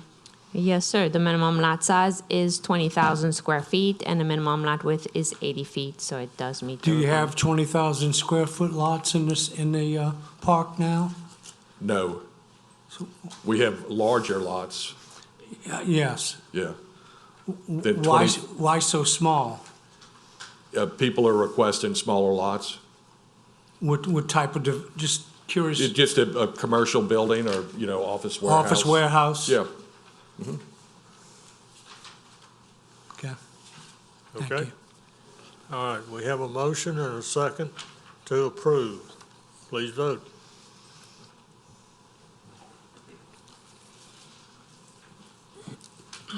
The motion to approve carries. Thank you. Thank you. All right, we go to tentative subdivision review, item 13. Case is 2022-3185-TP, Clark Branch Estate subdivision, developer owner S&P Land Company LLC, engineers Fairway Consulting plus Engineering, Parish Council District Representatives Honorable Martha Casavon.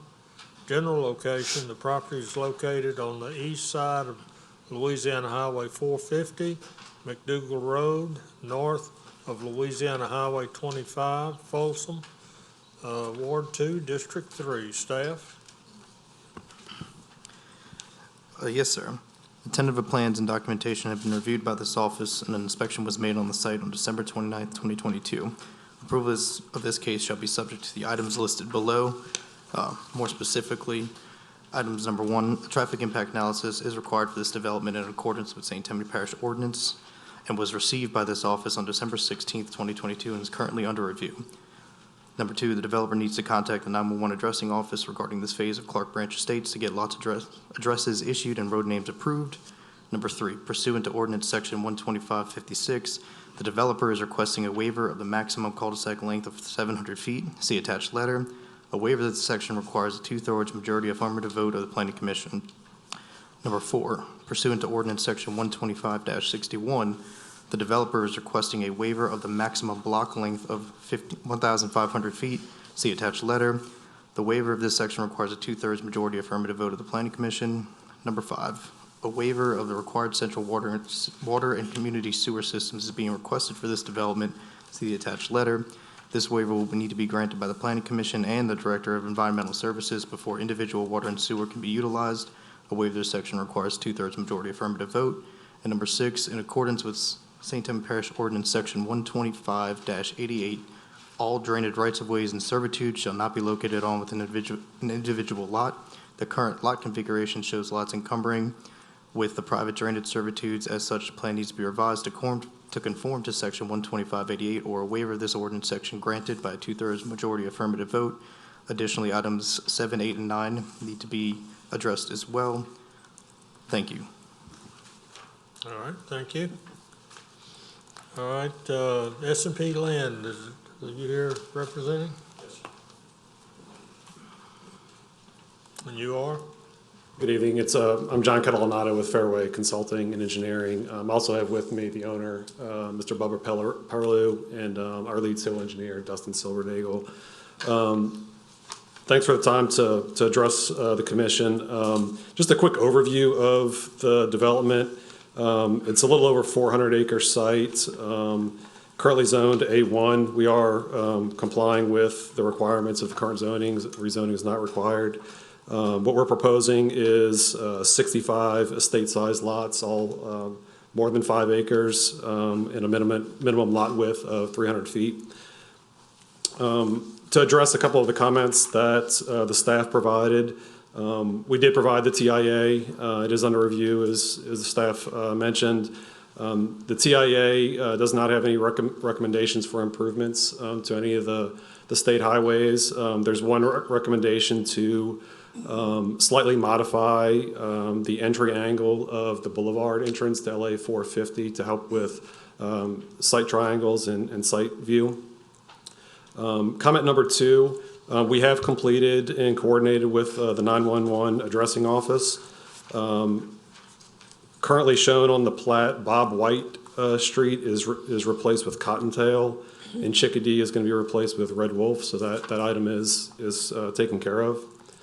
As far as the waivers, item number 3, cul-de-sac length of 700 feet. We did provide a letter kind of summarizing the reasons and justifications for that. Really the main premise of it was to try to stick with the rural feel of the development, try to maintain the natural topography. This isn't a development that's similar to the southern portions of the parish. There's about 50 feet of relief and topography change within the development. So the cul-de-sacs were placed in locations where we felt best fit with those items. one thing I wanted to note is that if this isn't a development that's, you know, a high-density development, it's a state-sized lots. If these cul-de-sacs were modified to be within 700 feet, you're looking at serving where they're at now about an additional 2 to 4 lots. It's not like it's serving and providing access to 20, 30, or 40 lots. The next waiver item with street length exceeding the required 1,500 feet, it's similar justification as with the cul-de-sacs. The range of street length that is over the 1,500 feet ranges from anywhere from 65 feet over to about 845, and again, we're trying to maintain the rural feel of the development, and again, it would only serve, you know, maybe 2 to 4 additional lots. Item number 5 with community sewage, as noted in the letter, the parish code, as we understand it, provides a means for requesting this waiver due to due to community sewage being cost prohibitive. We estimate there have to be about 6 different lift stations, given the topography of the site, associated sewer force mains, gravity sewer systems. It was just the cost of doing that for 65 lots, it just isn't palatable. What the proposed plan is to provide individual wastewater treatment plants and wells for the lots. The wastewater treatment plants are anticipated to have 0 discharge. They will be permitted with Department of Health and DEQ. The technologies or options for the treatment plants are absorption field, trenches, spray application, or overland flow. Again, it will be permitted through LDEQ and LDH. I'll also note that there'll be no discharge to the ditches out in the front of the properties or neighboring properties.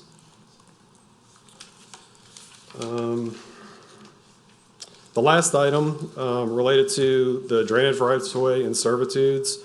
All of the public drainage, ditches, culverts, and pipes are within public right of way. There are some natural drainage features on the site, which we've provided easements on those natural drainage features. Our goal was to maintain them as they are.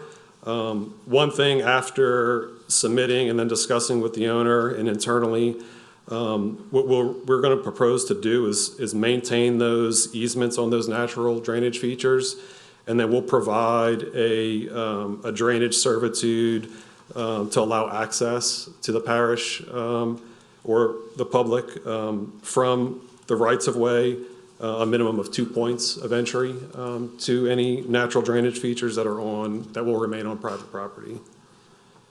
The last of the comments, they're all noted and will be addressed. That's items number 7, 8, and 9, as well as all the informational items. That's all I have. I'm happy to answer any questions that you guys may have. Okay, thank you. We've got some cards that we have to address.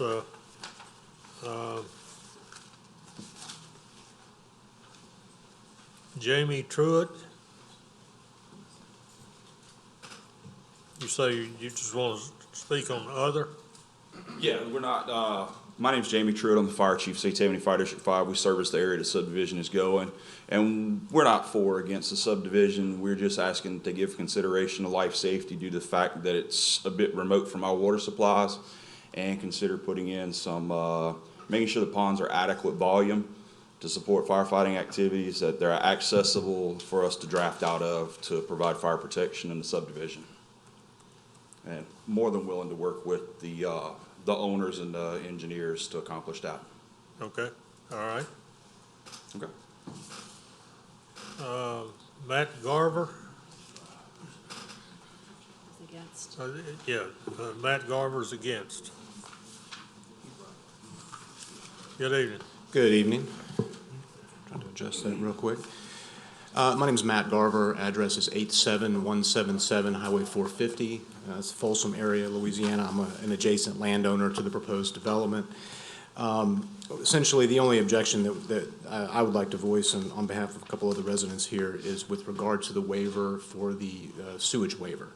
The ordinance does indicate that for purposes of sewage disposal for communities over, I think, 15 lots, community sewage system is a best management practice. This is a very large development in a largely rural tract. On all areas adjoining this tract is all agricultural use. There's horse farms, cattle, all these types of things. So I think as this area becomes more and more developed, this commission has a responsibility to try to develop it in a responsible fashion. And I think a best practice for the disposal of sewage falls within that purview. We would like to see a communal sewage system. The waiver provides, or the language of the ordinance provides, that a waiver can be sought upon demonstration by the developer that the implementation of such provision would prove to be manifestly unreasonable, a manifestly unreasonable financial hardship.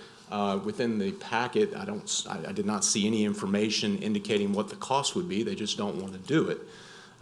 There's no, there's no indication of that, no evidence before the commission that there is any sort of, it's unreasonable or it would be unable or untenable to provide that type of access. So that's one primary objection, just to the surrounding residents want if it's going to be developed, we certainly want it right. We want to have the best available amenities for this community to keep surrounding property values high as they are today. A second reason, as a adjacent landowner, that I've got some concern with 65 individual septic systems is that, and I'm not an expert on it, I'll grant you, but there is a discharge, whether it's, as we mentioned, overland flow, dispersion. There is discharge from the septic system. There is effluent that is discharged, whether it's chlorinated or not. That's susceptible to rainwater runoff. As an adjacent landowner that is downstream from this proposed development, my property would essentially be in the crosshairs of any effluent runoff triggered by rainwater. From a legal perspective, a landowner, what we call, if there's a natural servitude of drainage, the landowner that is receiving the drainage is only I guess, required to accept natural runoff. They are not required to accept effluent. And we feel like, or I feel like that's a significant risk for my personal situation. And obviously, if there's a centralized sewage system, that solves that problem. So from that standpoint, we simply object to the request for waiver with regard to the sewage. Thank you. Okay, thank you. Michelle Rodriguez.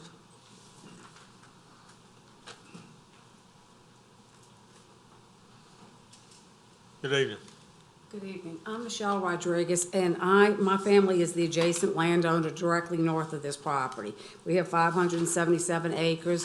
We have a horse farm, and then there are also some cows on there. Right adjacent to almost the middle of this design that I'm looking at with the lots delineated, we have a pond that's probably about 22 to 25 acres. It's a very big pond, but it's probably less than 100 feet off this property line. So I'm going to reiterate everything Matt said, because we are particularly concerned with the drainage, because it would drain straight into that pond and could create a mess, and particularly if the runoff from the sewer system, that could turn that pond into a complete disaster.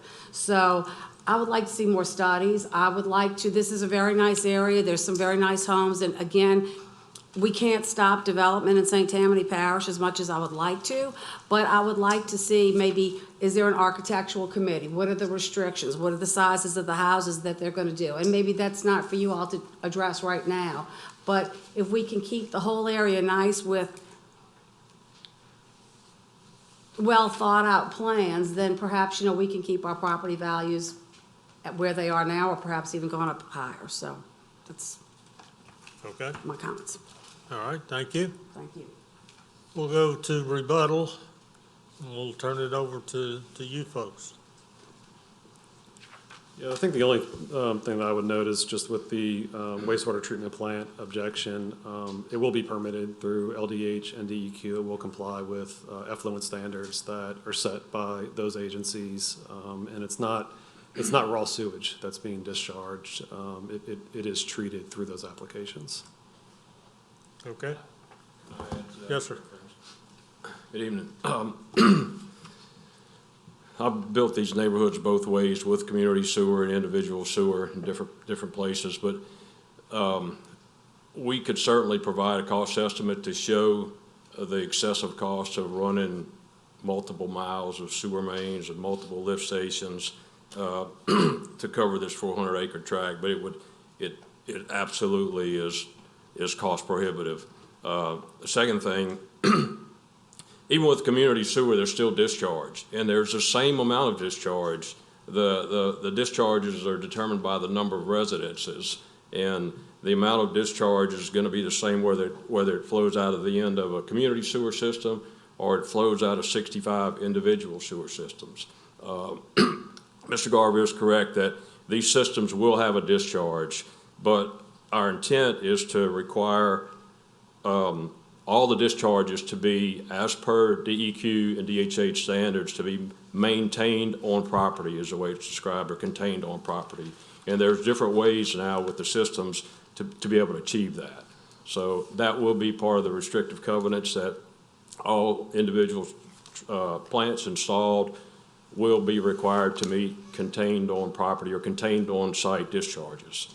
So we just feel like the end result is just as good as the community system, and it's the only way to operate a sewage system or sewage on a tract of property this large. Okay. Regarding the drainage, we are aware of that large lake that lies to the north. It dammed your dams at Clark Branch that runs through our property. And all our drainages will go the other way, go south. She lies to the north. So we shouldn't have anything at all that would affect her. Okay. Thank you. All right, those of you that are speaking against, you have rebuttal now.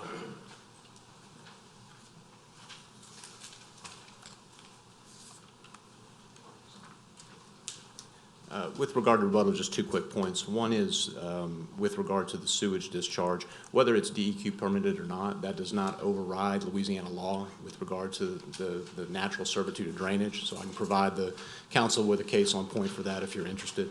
The other suggestion I had is I made contact with the developer the other day, and we had what I felt to be a pretty productive conversation. So my suggestion to the commission is perhaps the matter could be tabled for maybe 30 to 60 days. Let us do a little more research and have a discussion and maybe work through some of these issues. But that's just my suggestion. Thank you. Okay. The other lady, you wish to speak? Again, I'm just going to reiterate what Matt said. If you could table it. Come to the mic. I would agree with Matt, because I was just whispering that to him. If we could get this table for 30 to 60 days, let us get together with the developer. We want to be good neighbors and we want everybody happy, but this kind of came up quickly because that yellow sign, public notice sign, just went up last week and I just saw it, Monday or something. So, anyway, we have not had a chance to really investigate and do our homework, our due diligence. So we would appreciate a delay. Okay, thank you. All right, we've had both sides speak. I'm going to close it to the public and bring it back to the commission. Commissioner Fitzmaurice. Just a quick question. Sure. Is there a plan for there to be an HOA set up once the subdivision is developed or built out, or as so many? I know you'll have control until 50% sold, but What would give me a better description, if you would, don't mind, please. Like a homeowners association. Oh, yeah, absolutely. Yeah, I don't think you plan on being in charge of this for. I'm sorry, I misheard. Okay. Yes, no, we will have a HOA. We will establish a homeowners association in the very beginning. It'll be part of the covenants, and there will be an active HOA. Yes. Right, because they'll be the ones responsible eventually in the future for everything. once you're gone, when you sell your last lot? They'll be responsible for. For maintaining primarily those drainage easements and so on and so common forth. areas Right, the and- things that the and- parish is not responsible for, right? Exactly, Right, I'm just and- making sure that it'll be in place. Yep. All right. I'm not going to make a motion yet. I'm going to hear what some others have to say.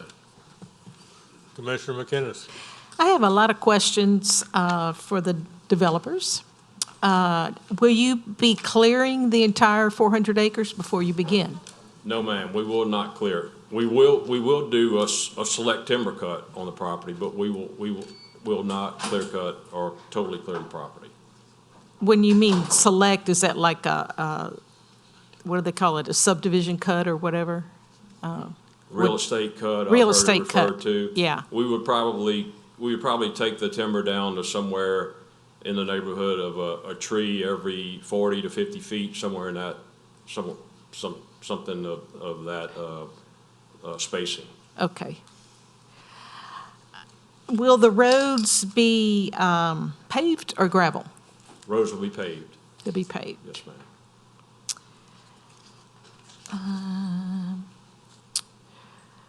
And what about the water system? Will there be wells It'd be- for yes, each ma'am, it'd be house? Each well, each, So there'll be resident will have its own 65 well. wells? Yes, ma'am. And you drill them, or do they drill them? They were the lot owner? will do it, yes, ma'am. Well, that, you know, they'd have to be done by a permit, by a licensed well. Well, yeah, Yes. obviously.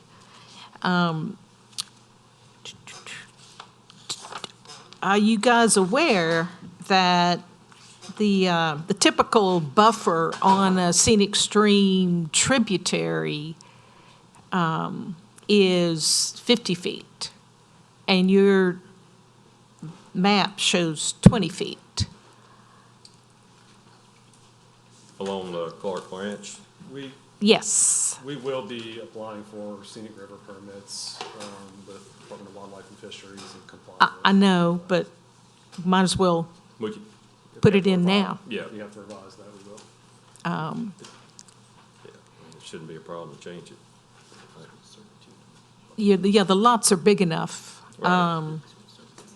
I think 20 feet is not adequate. I think you need 50 feet, at least from that larger green space. It was about 5 acres of green space.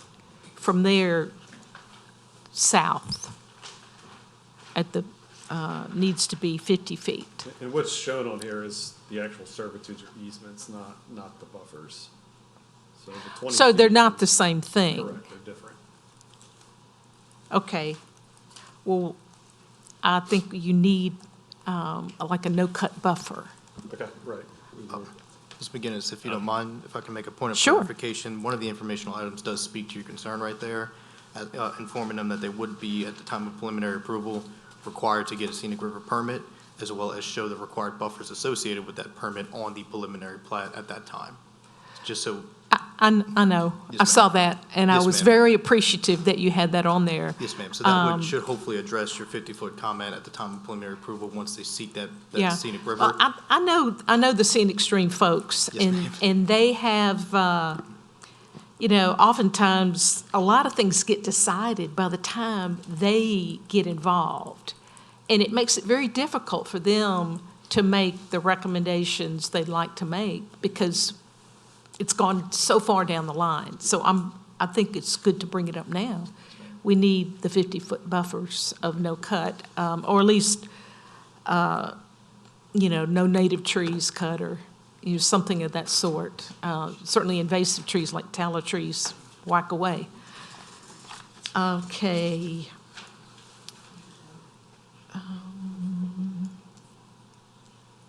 Regarding the wastewater treatment plants, and this is as much for staff and other commissioners, we have a commission that our president, President Cooper, supported being established, or a committee or task force for untreated wastewater. And it is about the multitude of private septic systems that are not operating properly in this parish. and the effect it's having on our water quality. And so we have this commission or this group over here trying to control this, and then here we are, us and maybe the council, going to allow it. It just seems like we all need to get on the same page and make sure everyone agrees with this before we approve this. I don't have the information, but I know that individual treatment systems are a very big concern in this parish. Also know that this area, it was in the 2040 plan, is supposed to be rural and ag. And this does not feel, even though it meets the zoning, doesn't feel like it's meeting the tenets of the 2040 plan. It's for us to say, but it's too expensive for a treatment system. I don't, there's no real urgency to have a dense development out in North St. Tammany Parish where we don't have a treatment system. If it's too expensive, maybe it's not the right place to have this. So I think I would like to table this and have some discussions, more discussions with to convince me and maybe my other commissioners that this is a right approach. I've got one comment about that very issue, and we had this discussion yesterday that one underlying purpose, I think, of the discharge being contained on the property is that it puts a certain obligation on the lot owner, and it puts kind of some skin in the game on their behalf, because if they're, and I get the issue that a lot of individual treatment plants are not working properly. I got the same problem right next door to where I live, so I completely understand that. But when the discharge is upon your own property, I think then there's a whole lot different sense of urgency to make sure that plant works properly. And that I think, that's another motivation from our standpoint to do it the way we're doing it. It may be totally fine, but I do have these concerns. And a lot of times it's people's septic systems aren't working and they're not even aware. Yeah. They're, the Lake Pontchartrain Foundation folks knock on doors and they're finding these people don't even know that they're polluting the stream behind their house. Right. So I'm not saying this is not the best way to go. I'm just saying I'm not convinced at this point that enough to give you a waiver. And I've read the covenants, and I don't really see some of these things that you're saying will be in the covenant. Those are not the complete covenants that will actually be recorded at the time the subdivision's finalized. I guess those are just some basic, the minimum requirements for the approval or for this submittal. And Helen, is it right, we don't have to see all the covenants at this point in a tentative? Just the list of the covenants that is on the plat, right? I want to make another comment regarding individual treatment systems, and we've had this issue in another large estate lots in the Folsom area, is down the road people wanting to subdivide. I want to give my kid an acre, or all my kids. And I request that there be deed restrictions, that no further subdivision.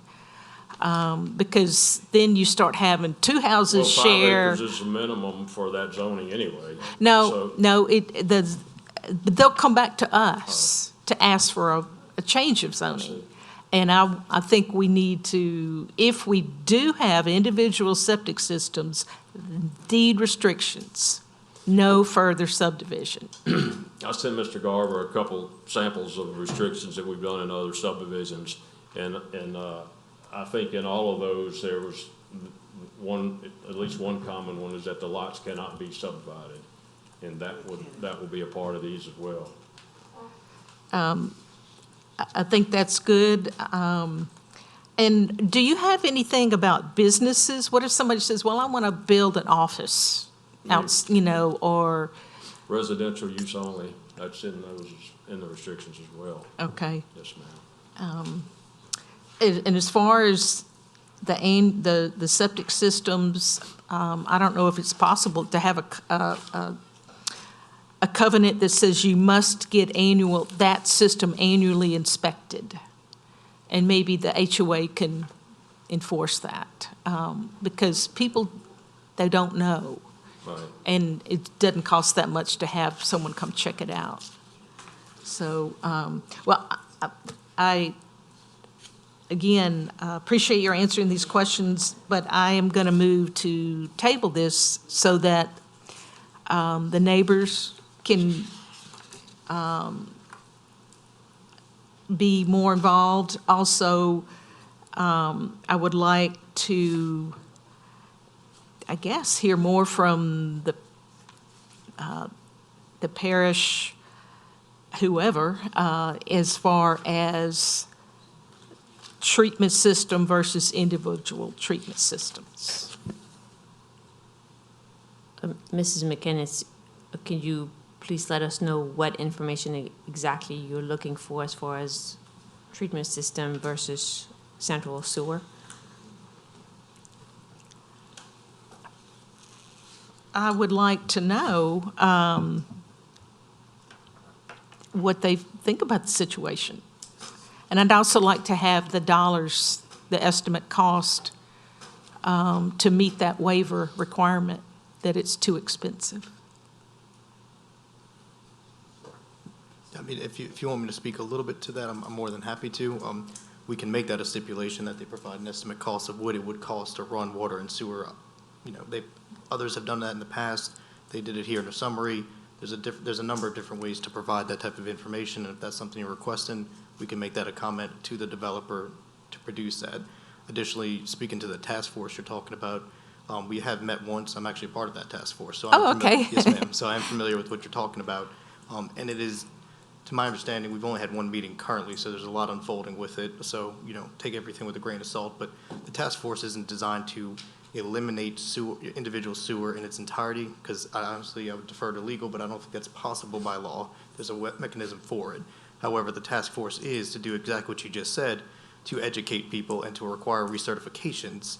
That's not formalized yet. Nothing has come out yet. I mean, that's just one of the possibilities, and that we would be looking and doing is saying, hey, maybe every 2 years you submit to the parish a recert of your system so that the people who don't know they are discharging and polluting the stream behind them now have some requirement and understanding to know and to maintain. So, because if you can affect it at the source, educate and fix, you help the impaired waterways, you help the tributaries, you kind of address the problem on the front end as opposed to trying to say, well, let's not permit that, or let's not make this restriction super impossible to meet, but rather, hey, let's fix the polluters, right? So that is one of the things we're trying to move forward amongst a multitude of other things, and maybe eventually becomes no more individual, only community or something like that, but that's a super strong ask at this point, especially in rural areas that have there is no community out there. There's no community sewer out there. I would be willing to say everything in the generalized vicinity out there is on an individual well and system of some fashion. However, we are taking those things into consideration. So if you want to meet and talk more about some of the ideas of the task force, I'll be happy to meet with you whenever you want to shoot me an email, let me know. Sure. But I just wanted to speak to you a little bit on that. That's some of the things we're going towards, yes, ma'am.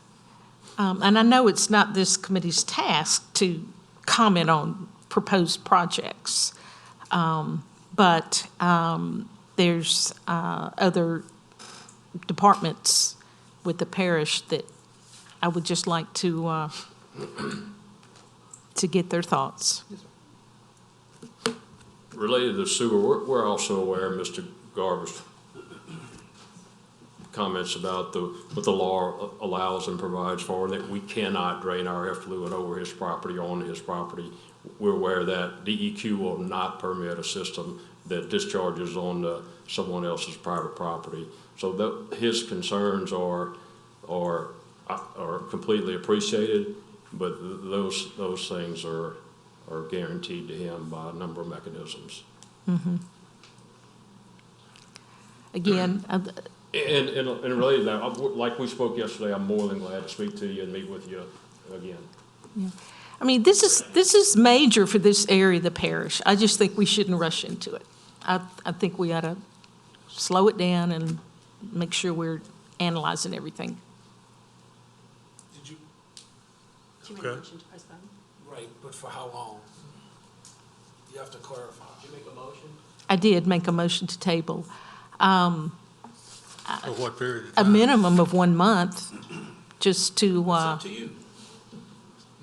well, I would say a minimum of 1 month until, or until you have the information we've asked for. Okay, we have a motion to postpone for 1 month. And I don't know how you would go beyond that. Now, it'll come back to us at the end of the month. And if we still don't have the information that we're looking for, it can be postponed again. Mhm. Okay? Is that all right? Mm-hmm. Okay. Legal? Yeah, I had a comment. I also just wanted to point out, while we have a pending motion to postpone, that any waivers takes a 2/3 majority vote, so it would have to be a unanimous vote of all 8 of you present tonight to approve this case with the waivers. But that aside, I do have a question for Ted on general comment number 6 regarding the waiver to 12588, which is the drainage waiver. I know that we recently put in place in the past couple of years that no drainage can be on an individual lot. And I was making sure that the waiver that you're referring to here is for that provision, which is 125E1, but then also 125E2 states that where a right-of-way is dedicated to the parish, it should be a minimum of 25 feet, and this plat has 20 feet. So is that waiver also covering the width of that right-of-way to 20 feet, or is it just for the no drainage on individual lots? With you bringing that up, it would have to be for both of them. That was an oversight on my part. Okay. I take ownership on that one. But it would have to be on both of them, or depending on how they were going to rework the plat, it may not have been applicable at all if they were to take it off the property, as stated in the original part of number 6. Right. So there would be some decision on either if it's staying with a waiver, it would need to meet apparently the 25-foot. I apologize for the discrepancy or oversight there, or they would take it off the property in its entirety. And I know that this one's this one came up last meeting as well with the Wrigley's case more specifically, but I think it's a little unique. We're kind of going through this new ordinance and seeing how it relates to certain subdivisions, and not all of them are created the same. Right. So there may be cause for it, but I think that would be something we change should this get postponed for 1 month, and we'll make that note in the staff report for next month. Okay, and the dedication is language is clear as far as the street's right-of-way is concerned. It's a little less clear in terms of drainage. I assume that this is going to be drainage dedicated to the parish? Correct. Okay, thank you. Okay, Commissioner Troncoso. Generally speaking, I'm having a problem trying to understand how the effluent and what comes out of the subdivision, what that quality really will be with 65 individual systems. There has to be something relative to the deed restriction, and that's not something that we would be involved with, to allow this to happen, to move forward with this development as you're proposing. I see some potential dangers in leaving it up to the homeowner, although, all things being equal, if they're going to take care of their property and the health of their family there with the sewer. But that's not reality. The reality of it is that you have problems, and there's sometimes neglect, sometimes it's just ignorance, and you don't know what's really happening. And the end result of it is that where it flows downstream suffers the consequences potentially. Something in your restrictions has to be in place regarding regulation and inspection and certification of some kind to assure, there has to be assurance, not only for the residents that would live in these 5-acre tracts, but for everybody that's downstream from you. I have a question about where is the water, public water, where is the public sewer? How far away is it from this development, proposed development? I don't have the exact location, but it's not anywhere close to here. Is it within a city? It's not within a city, it's all parish, correct? This is pure parish? Correct. Okay. Is there any financial mechanism whatsoever that can be done to effectuate something like this or to assist in a program to extend utilities to an area like this? Is there anything at all that's can be? I guess generally up to the I'd ask developer. legal. Maybe you can help me. I'm trying to understand.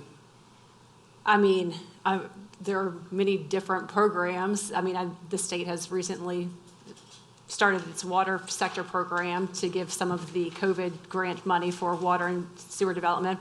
The parish has received some of those grant funds to help bring up to date existing. And I don't know that there's any appropriation or any funds available to extend those waters to, especially in this area, this rural area, to extend water and sewer services there. It would just be a matter of appropriation of funds, and those are very limited. Are there similar type of developments in the area now? I think you guys are aware of something, and some 5-acre developments in some parts of the parish. There's a subdivision known as the Refuge that's actively being constructed right now. It's not on this highway. It is just in the northern area of the parish. So define close to this development is If you your could speak discretion into the there. microphone a little bit. I'm sorry about that. Can't hear you. Yes, sir. There is another subdivision in the northern section of the parish that has 5-acre lots on, hundreds of plus acres that is known as the Refuge, and it's actively being built right now. Now, it is not on this same highway, so define your proximity of close to this development. But that is a similar subdivision on the northern side of the parish, but I would not necessarily say it's adjacent or close to this one. It's just in the northern area. And did you say that it has individual septic systems within the subdivision? It received the same waiver that is being requested tonight. Yes, sir. How large do you think it is, Ted? I believe it is 49 lots on a couple hundred acres. I'm not sure the exact count, but I believe it's 200, 300 plus acres. And So how long has it been there? Is it a new development or? it has an active work order right now, sir, so it's being constructed right now. It's under construction? Yes, So it was approved previously to this? Yes, sir. How That's long correct. ago? I want to say approximately a year or so ago. I could get you actual dates. I don't know them off the Okay. top of my head, but it is similar. But like I said, it's not adjacent to this property by any means, but it is on the northern area of the parish, so. Just a comment, I think it's an awesome idea to have this 5-acre tracts, very nice subdivision.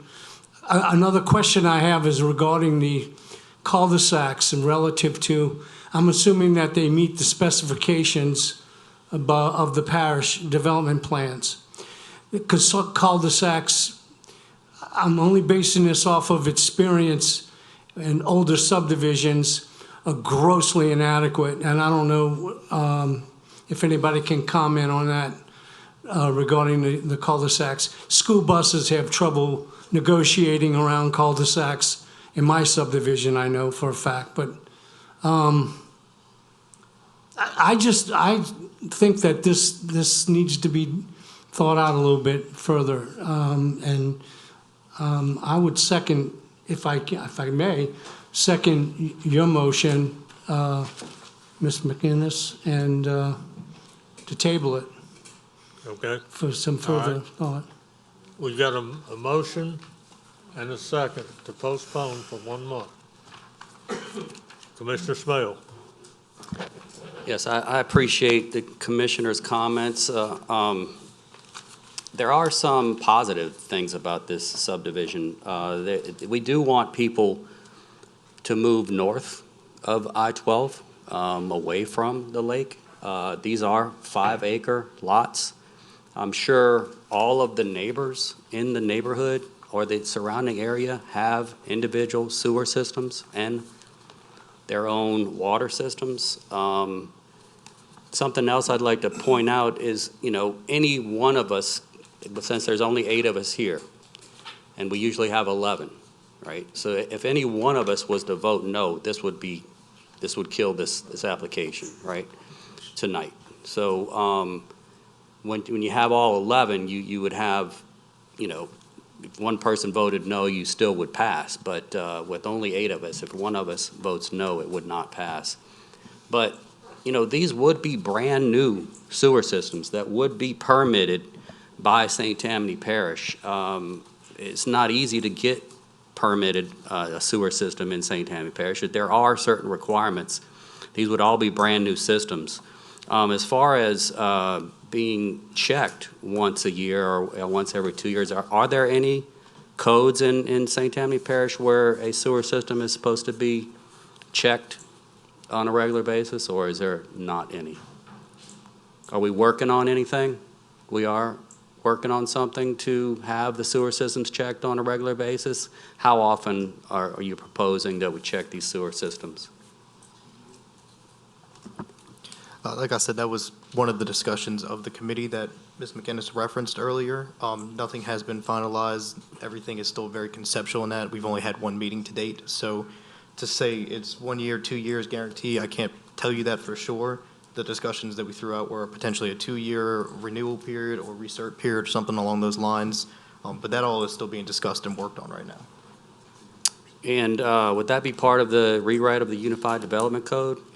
It is not currently in there right now, as this committee is still developing some of those standards and requirements to put forth to the code and to But the it could be commission. added to the Unified Development Code. It would, yeah, if it was going to be something that was governed by St. Tammany, it would have to be governed by an ordinance, so it would have to be put forth into a code and then approved by the council ultimately. I mean, it looks like a PUD, right? It looks like a PUD when you look at it, but it's really 5-acre lots. And, to have longer roads, I think, is understandable because the lots are so big. To have a longer cul-de-sac is reasonable. And then it's reasonable to ask how much of a financial hardship that would be to have a water and sewer system. That's something we can certainly follow up with.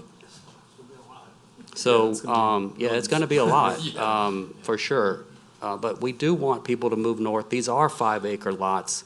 Everybody around there has a sewer system on their own property and a water system. So we have to remember that. It's all non-flood, it's just a small bit of wetlands on the property. It's the kind of place that's, like you mentioned, is where people need to go. Right, exactly. And you said that even if there was a community system, there would be discharge, Right. correct? Absolutely. How does that Yeah. work? How does that work? And they're not foolproof either, and they So have it's treated exceptions and then for put rain in- events and other things, so, there's. So the water It's gets. not a perfect world on a community system, maybe. I mean, I have one in my subdivision, right, where we have a community system, the water's treated right there in the little community spot, and then it's pumped right into the water system, right? I mean, it's still gonna go into the water system, even though it's a community system. You would, It all I mean. goes downhill at some point, right? Correct. So it's not like it's not going to end up, it's treated water. It's going to end up either whether they have individual systems on these 5-acre lots or if they have a community system, it's all going to end up somewhere eventually after it's been treated. You have a pond adequate for the fire company to come in and be able to pump water out to put a fire out? We're gonna learn a little more from him about what his volume requirements are, but we think we do, and we'd certainly be willing to install dry hydrants or two, whatever, whatever they need. You can turn a fire truck around in these cul-de-sacs? There meet parish codes, yes. Yeah. All right, and what is a select timber cut? Is that just the roads, or what do you call a select timber cut, and how do we control that?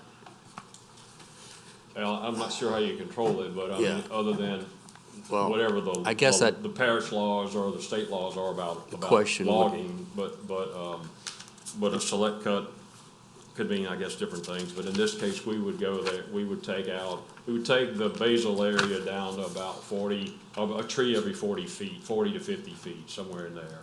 So, So this is you know, not a if PUD, an right, acre's Ted? 200 by 200 roughly. Not a PUD. And we'd be leaving about 50 trees to the acre, somewhere in that ballpark. So you taking out trees just to put the roads, or you taking out trees to clear so you can see into the lots? Both.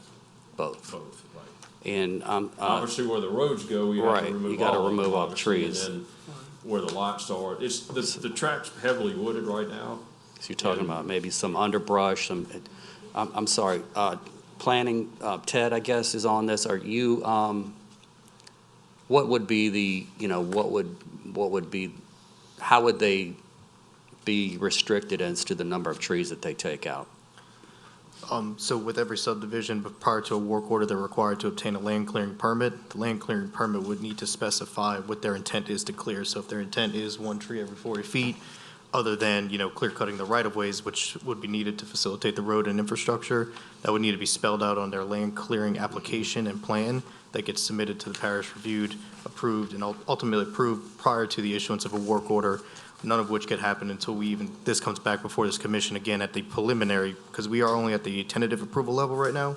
So a lot of these questions are kind of appropriate for the preliminary, but to answer that question, prior to work order being issued, a preliminary approval would need to be granted, that land clearing permit applied for, and they would need to distinguish that. Now, once the subdivision is cleared and the developers walked away and the residents are coming to purchase a lot and build a lot, any clearing of the lot would have to fall because these are 5-acre parcels. They would also have to obtain a individual land clearing of that parcel itself, because it's a 5-acre tract above the urban growth boundary line. Now, if they wanted to clear cut the property, they were subject to certain buffers right now based on the zoning and the size of the parcel. However, if they wanted to restrict clearing further, they would need to do that through some form of deeds or covenants that are managed by the HOA and the owners, because there is an ability to cut a property once you get a appropriate land clearing. So that is something that if the owner's intent is to keep it wooded and rural, that we would need to see at the time of preliminary approval and some things like that. But it has not been brought up yet, has not been asked yet, because, well, we haven't made it there yet.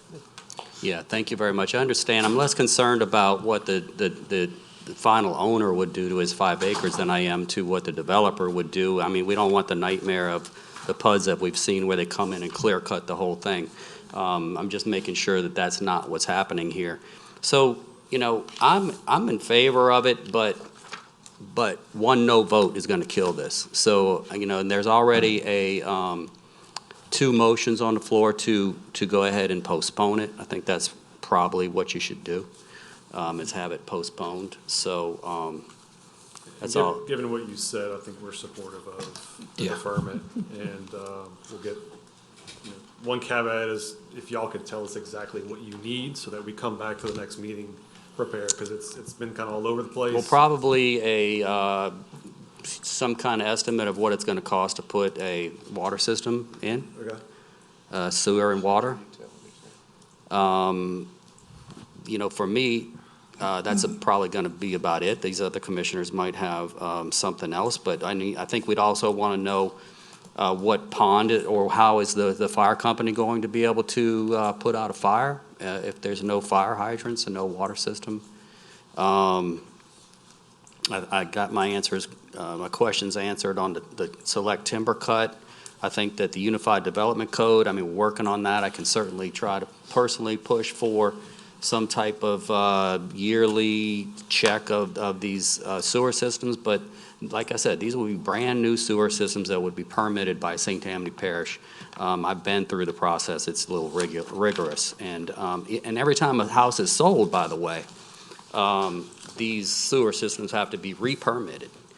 So, and that's I've been through also. So, you know, they come out and take a look at these things and make sure they're working properly every time a property is bought and sold. So I am going to go along with the postponement because a no vote would kill this. All right. Commissioner Truxell, we're coming to you, but Weigel has a comment. Yeah, I'll yield to the lead. Okay. Thank you, Commissioner. I didn't give you a choice, right? Just as Ted confirmed, this is a major subdivision rather than a PUD. And just to remind some of the commissioners who may not have dealt with major subdivisions, as you know, for PUDs, you all can make certain stipulations as part of the PUD approval. Your authority for major subdivisions is guided in part by Section 125-94, which says that a planning commission shall review whether subdivision plans meet the minimum requirements and shall consider whether the plans ensure and conform to the best interests of public health, safety, and welfare. The planning commission shall reserve the right to stipulate any reasonable additional requirements for subdivisions, which include, but are not limited to, recreational areas, general street design and construction specifications, buffer zones and screening, and lot designs and configuration. I mean, the plan that they've provided here greatly exceeds the required green space. I think they're only required to do less than an acre, and they have over 19 acres. But as far as the questions regarding clearing, the Planning Commission does have the authority to establish reasonable buffer zones, and I think that that is also the intent of the developer here. I just wanted to point out what your authority is in dealing with these major subdivisions, as this is novel for this commission. The clear cutting, we can actually establish the buffer zones here tonight? Our ordinance has established the minimum standards Okay. for all permits. If there's additional standards that are reasonable that this commission would like to establish with respect to this tentative subdivision plan, that is something that's within your purview. Well, then I would be interested in knowing, you know, what is the minimum standard, and are they going to come in and ask for a permit just to cut out the roads? Because that's really, why would you need to do anything else? You know, why would you need to cut down any other timber other than the roads necessarily? Are you need to cut down more just to sell the lot? People like to see what they're buying. Like to see what they're buying? Yeah. So you're talking about doing the perimeter of the lots, or just so you can see into the lot? I'm talking about the whole track being able to, you know, taking the density down to a tree So, every 40 I to guess- 50 foot instead of as it is now where there may be a tree every 10 feet. Then my question would, I guess my question would be to Ted, I'm sorry, were you on the panel here to speak? You. So why are you yelling to call for a vote? I didn't yell a thing. Okay, I'm sorry. I was the chairman when the chairman stepped up. All right, I'm sorry. I mean, I don't think that's appropriate at this point. I'm asking questions. You can call for a vote. There's a point of order to that. What are they allowed to cut on the lot, Ted? Each lot? So kind of reiterating a little bit of what I tried to explain earlier, and if I didn't do a good enough job, I apologize. There is a land clearing permit that will be applied for once a preliminary approval is granted or subject to a preliminary approval being granted. That land clearing permit, the developer is going to produce that plan that shows what they intend to cut and how much they intend to cut. Now, speaking on to that, once that gets approved, that's when the work order gets issued. However, each individual lot, as I understand it, it is not the developer's position to clear cut this property, as he stated earlier today. Every lot that is 5 acres or more above the urban growth boundary line will be required to produce and submit for their own individual land clearing. So what I mean by that is, once this plat is actually finalized and approved and recorded with the clerk of court, and let's say lot 1 is sold to Joe Blow will have to come back and do a land clearing permit for his house and display what he intends to cut, if everything, if nothing, and there are minimums on those 5 acre parcels as well. I don't know them off the top of my head. I believe they're 50-foot buffers on all 4 sides. 25 along the road and 50 on the sides and the rear. Thank you, Ms. Helen. So there are required buffers on each one of these individual parcels as it stands in our current ordinance. And if or should the developer want to restrict that even further, he would have the ability to do so, but it would have to be done through some type of restrictive covenants or deed restrictions or something like that through the subdivision itself. So instead of a 50-foot buffer on the side, maybe he wants 100 or 125-foot. He could deed that in his own restrictions that will exceed the parish minimum, but there are parish minimums for those clearings. I hope I'm answering your question. Well, thank you very much, Ted. You did a great job, and I'm sure that the St. Tammany Parish residents are concerned about timber cutting in St. Tammany Parish, and I don't appreciate the call for a vote in the middle of my questioning, and I don't see how it's legally allowed. Can you explain that to me? Is a point of order for me to yell out anytime anybody's talking, then I can call for a vote anytime? Is that right, Chairman, and legal? Is that correct? The chairman have to recognize the call for a vote. Okay. If I don't recognize it, then we keep going. All right, very good. Okay. Thank you for explaining that to me, but I'm sure the St. Tammany Parish residents don't want to see this property clear-cut like We've they got a have been motion and done. a second on the floor to postpone this for 1 month, which could go into another month. It just depends on how much progress the developer makes and what our staff would need from the developer if something comes up. Okay? Commissioner Fitzmaurice. Just, I think it was asked by the petitioner, some clarification of what we would be asking to see next month. And I think resoundingly, I've heard for sure, even though I already know the answer, what the cost would be for, community water and sewer. Is there anything else we want to see specifically that they can get with staff and talk about?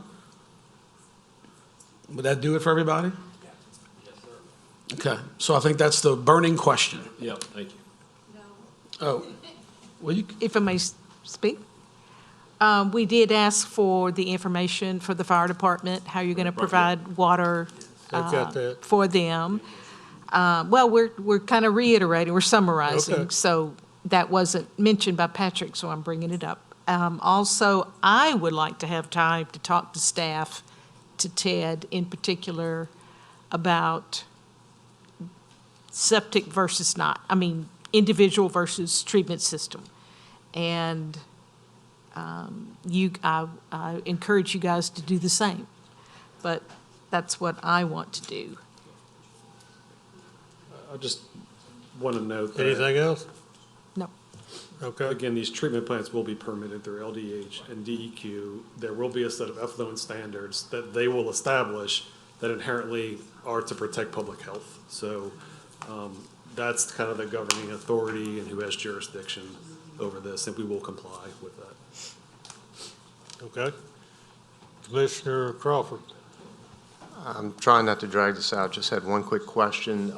Helen, you mentioned the buffer on the 5-acre lots. Is that a no-cut buffer?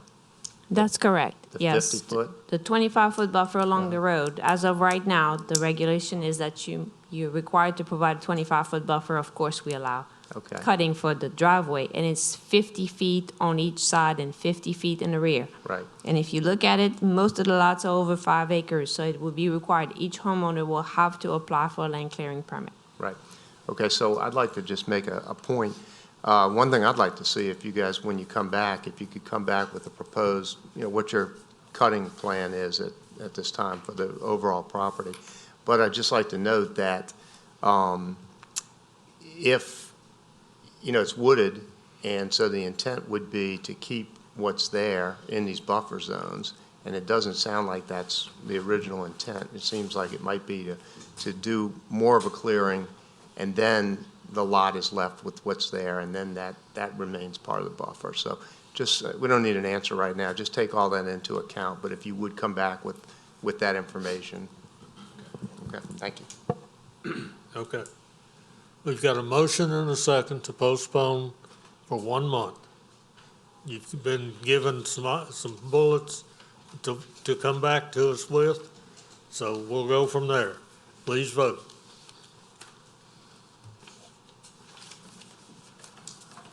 The motion to postpone for 1 month carries. Thank you.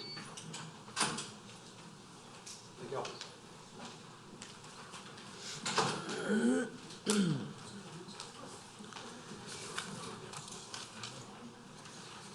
right, we go to page 4. Item 14 and 15 have been postponed.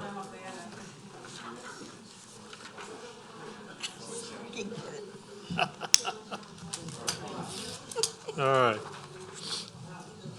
We're going to, Mr. Shane, before I read these, I want to be sure that I understood. We're going to hear 16, 17, and 18 together. We'll vote separately on these as it comes, right?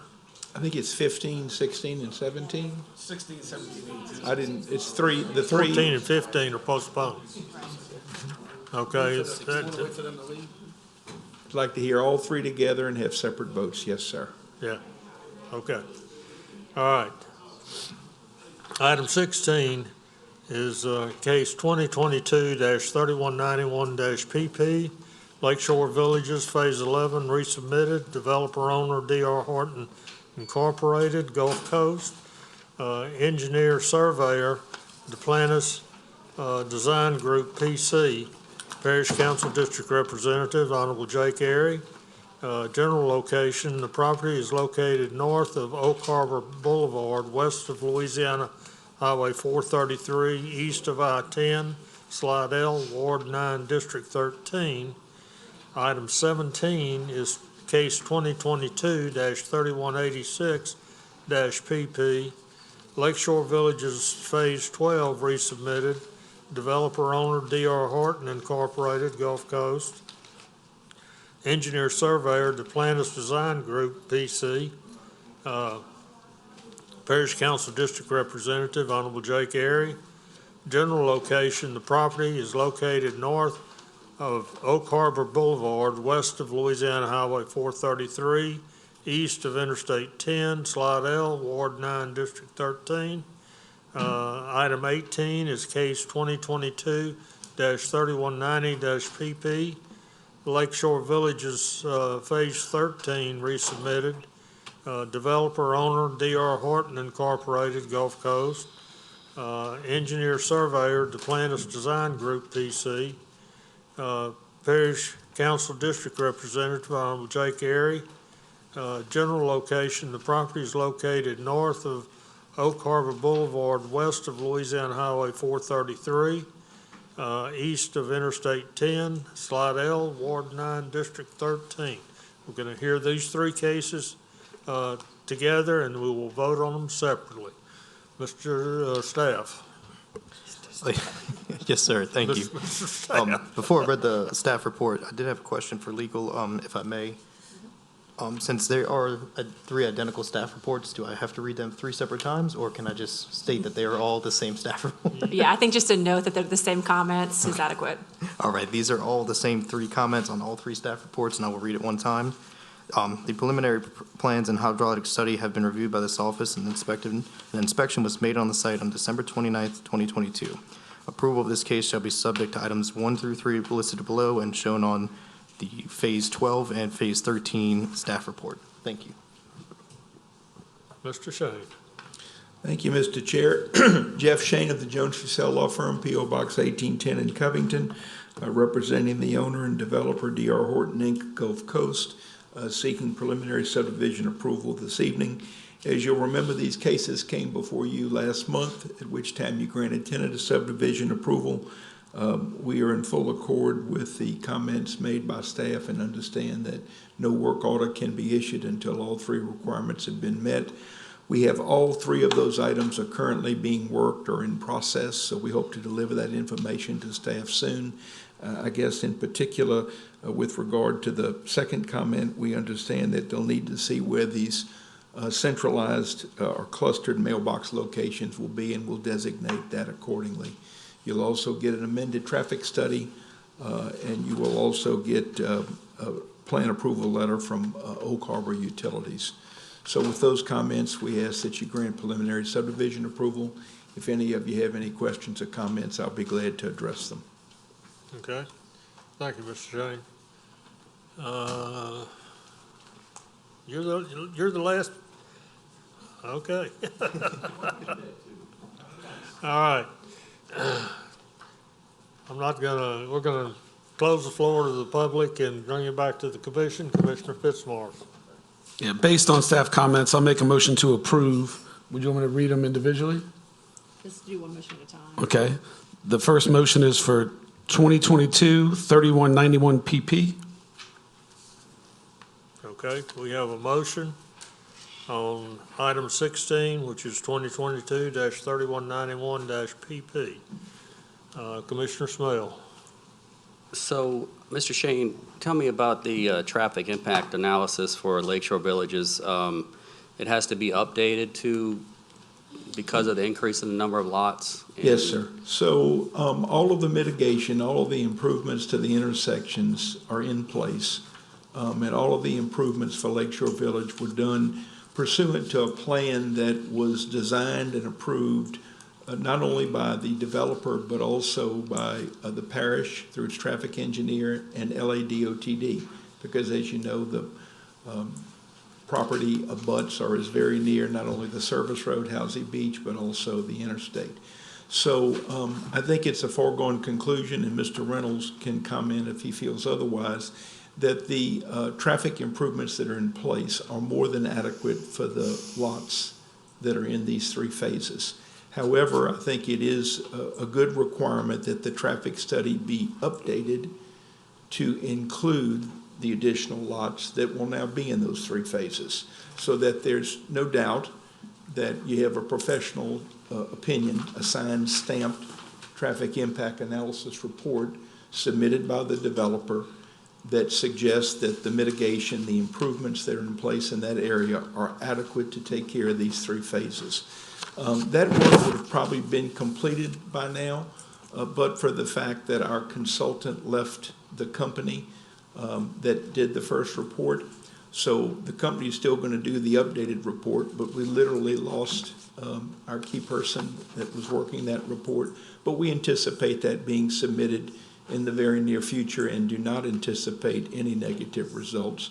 If there are problems, not only will staff be looking at that, but there certainly will be no work order until everyone is satisfied. Okay.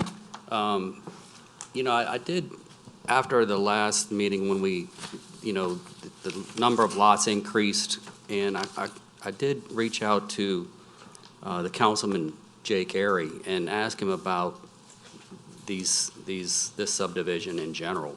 And he said that the homeowners are happy with the subdivision. They like the subdivision, that there is that people are asking to be in areas where they have all the other amenities, such as the green spaces and possible school in the future. And, I was concerned about the number of lots, the width of the lots, but apparently the homeowners in this area, according to Mr. Airy, are happy with their subdivision. So I'm going to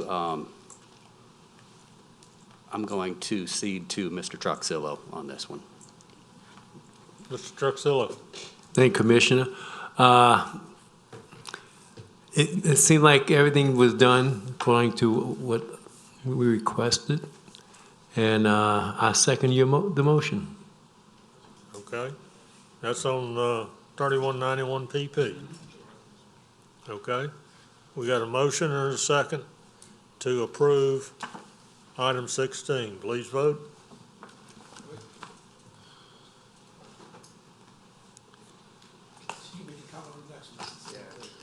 The motion to approve carries.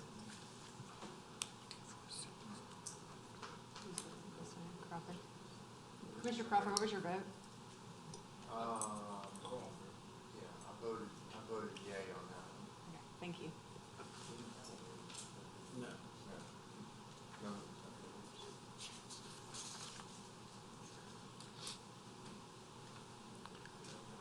Chris, all of this Lakeshore Villages subdivision, this thing goes back probably 5 years. Does that sound right, Helen? Or Or Jeff? It's longer than that. 25 years. 25. Okay, all right. And they started selling the smaller lots and people really liked them. So, huh? That's what Mr. Airy said. Yeah. Yeah, I mean, Like the feeling of community, smaller lots. Yeah, I was surprised. yeah, well, sometimes we get surprised, there's no doubt about it, so. I'm willing to learn, change. Pardon? I'm willing to learn and. Oh, yeah, change yeah. it, All right, item 17, case is 2022-3186-PP. We just need a vote, right? No, we need a motion in a second. Oh, excuse me, motion and a second. Motion to approve. Commissioner Fitzmaurice got a motion to approve. Commissioner Crawford. I'll second the motion, but I also have a comment to make. Okay. Mr. Shane, you recall from last time, you had a couple of commissioners that voted against this. I was one, I'm sure you recall that. I do recall. I actually was about to vote against it again, as Commissioner McGinnis did, and I appreciate that. But hearing what Commissioner Smale said after talking to the councilman, and the fact that this has been going on a while and trying to move things along, I'll go ahead and support it, but not a fan of changing lots. I just want to go on the record of saying, not a fan of going to smaller lots to try and increase the number of lots in the development that's already been approved. We already approved the PUD once. You know, same comments that we had last time, okay? But in the essence of what the councilman has said and so on, I'll support it, so I'll give a second on that. Appreciate your comments. Yes, sir. Okay, we have a motion and a second to approve 2022-3186-PP. Please vote.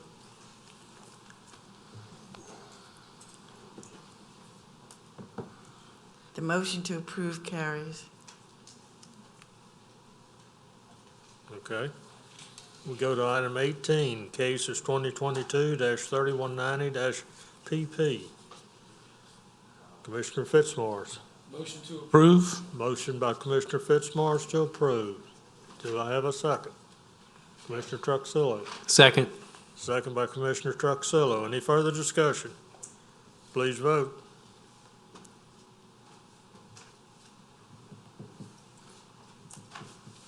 The motion to approve carries. All right.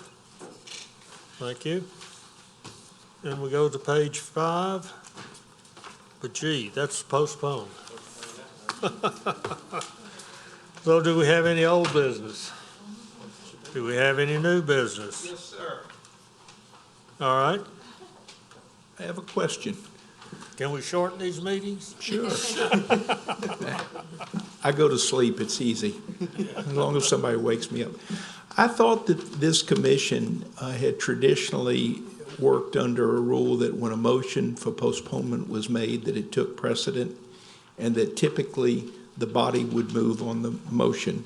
And I don't say that to complain about your prior case. I asked really for clarity. I mean, I hope you know that I try to not only follow the parish rules, but I try to follow your rules. And so I had always understood that when a motion for postponement with a second was on the floor, you would disdain from other discussion and move on the motion. If that's the practice, I'd like to know it. And if that's not the practice, I'd like to know that too, because we can live with either. But I will tell you, as a friend of the commission, and I feel that I am a friend of the commission, some of the frustration tonight in that prior case was because of the question I'm asking. I can, do you mind? Go ahead. You have to Sorry. So, to your point, yes. So a motion to postpone takes precedent in that instance. And just like when we have a motion to postpone and the public comes up for comment, we should only be hearing comment on the motion to postpone, not on the merits of the case, because that's not going to be heard until it comes back to the commission. So you're right. So technically, as a point, once a motion to postpone is made and it's seconded, the conversation should only discuss the postponement. Right, yeah, and I would just clarify by the saying, a motion to postpone is debatable Right. on the issue of postponement. It does not require an immediate vote, but the debate should be limited to the issue of postponement. Right. Okay. I learned something there, too. I appreciate that, Mr. Shane, for clarification, and that would have helped, actually, because I was frustrated for being interrupted, but I do see that there was two motions. There was a motion and a second to postpone, which is why I called for a vote, so I understand. Chris, I apologize for doing that. That was done with Robert's Rules of Order in mind. That was not a personal attack on you, and I hope that you don't take that personally. That was not what it was meant to be. I appreciate that, and I'm glad that it's all been straightened out, and I appreciate Mr. Shane pointing that out. Thank you, And just for clarification, tabling is the same as postponing? I mean, the way that Robert's Rules defines those terms, you usually table something to take up later in the meeting, and you usually postpone something for a period of time. So the proper term is postponing. to postpone for a period of time, or table till the end of the meeting, or till a certain time during the meeting. The tabling would come back up in that meeting, in the same meeting we're having tonight, where a postponement defers it to another date and time. I'm just curious if you want to talk about the project and then postpone it, that's acceptable. Is that what we're saying? But if you can, especially if you're the first in the queue before a motion's made, or really a second, then you can discuss the subject Yeah. matter of the case. I mean, But once a second has been made for postponement, it should be called for a vote. Okay. Or the discussion is only related to why we shouldn't or should postpone that matter. But the merits of the case should not be discussed any longer. Interesting. All right. Can I offer one clarification on that? Or one comment? Just to say further, we were asking for, the reason for the postponement was to gather information.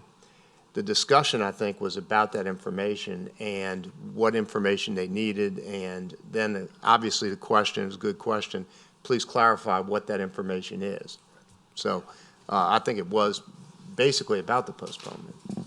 And just one final comment. I hate to drag this on any longer. I know that some of you serve on other boards and commissions, and specifically private boards and commissions that follow Robert's Rules as well. I always advise public boards and commissions that we do follow Robert's Rules, but we also have a duty to not act arbitrarily and capriciously in making these decisions. So I always encourage the chairman and the board to debate these topics, whether it be postponement or the merits of a case, so that there is a record regarding what the commission did in making a recommendation to approve or deny any particular case. Okay. Very good. Okay? Good.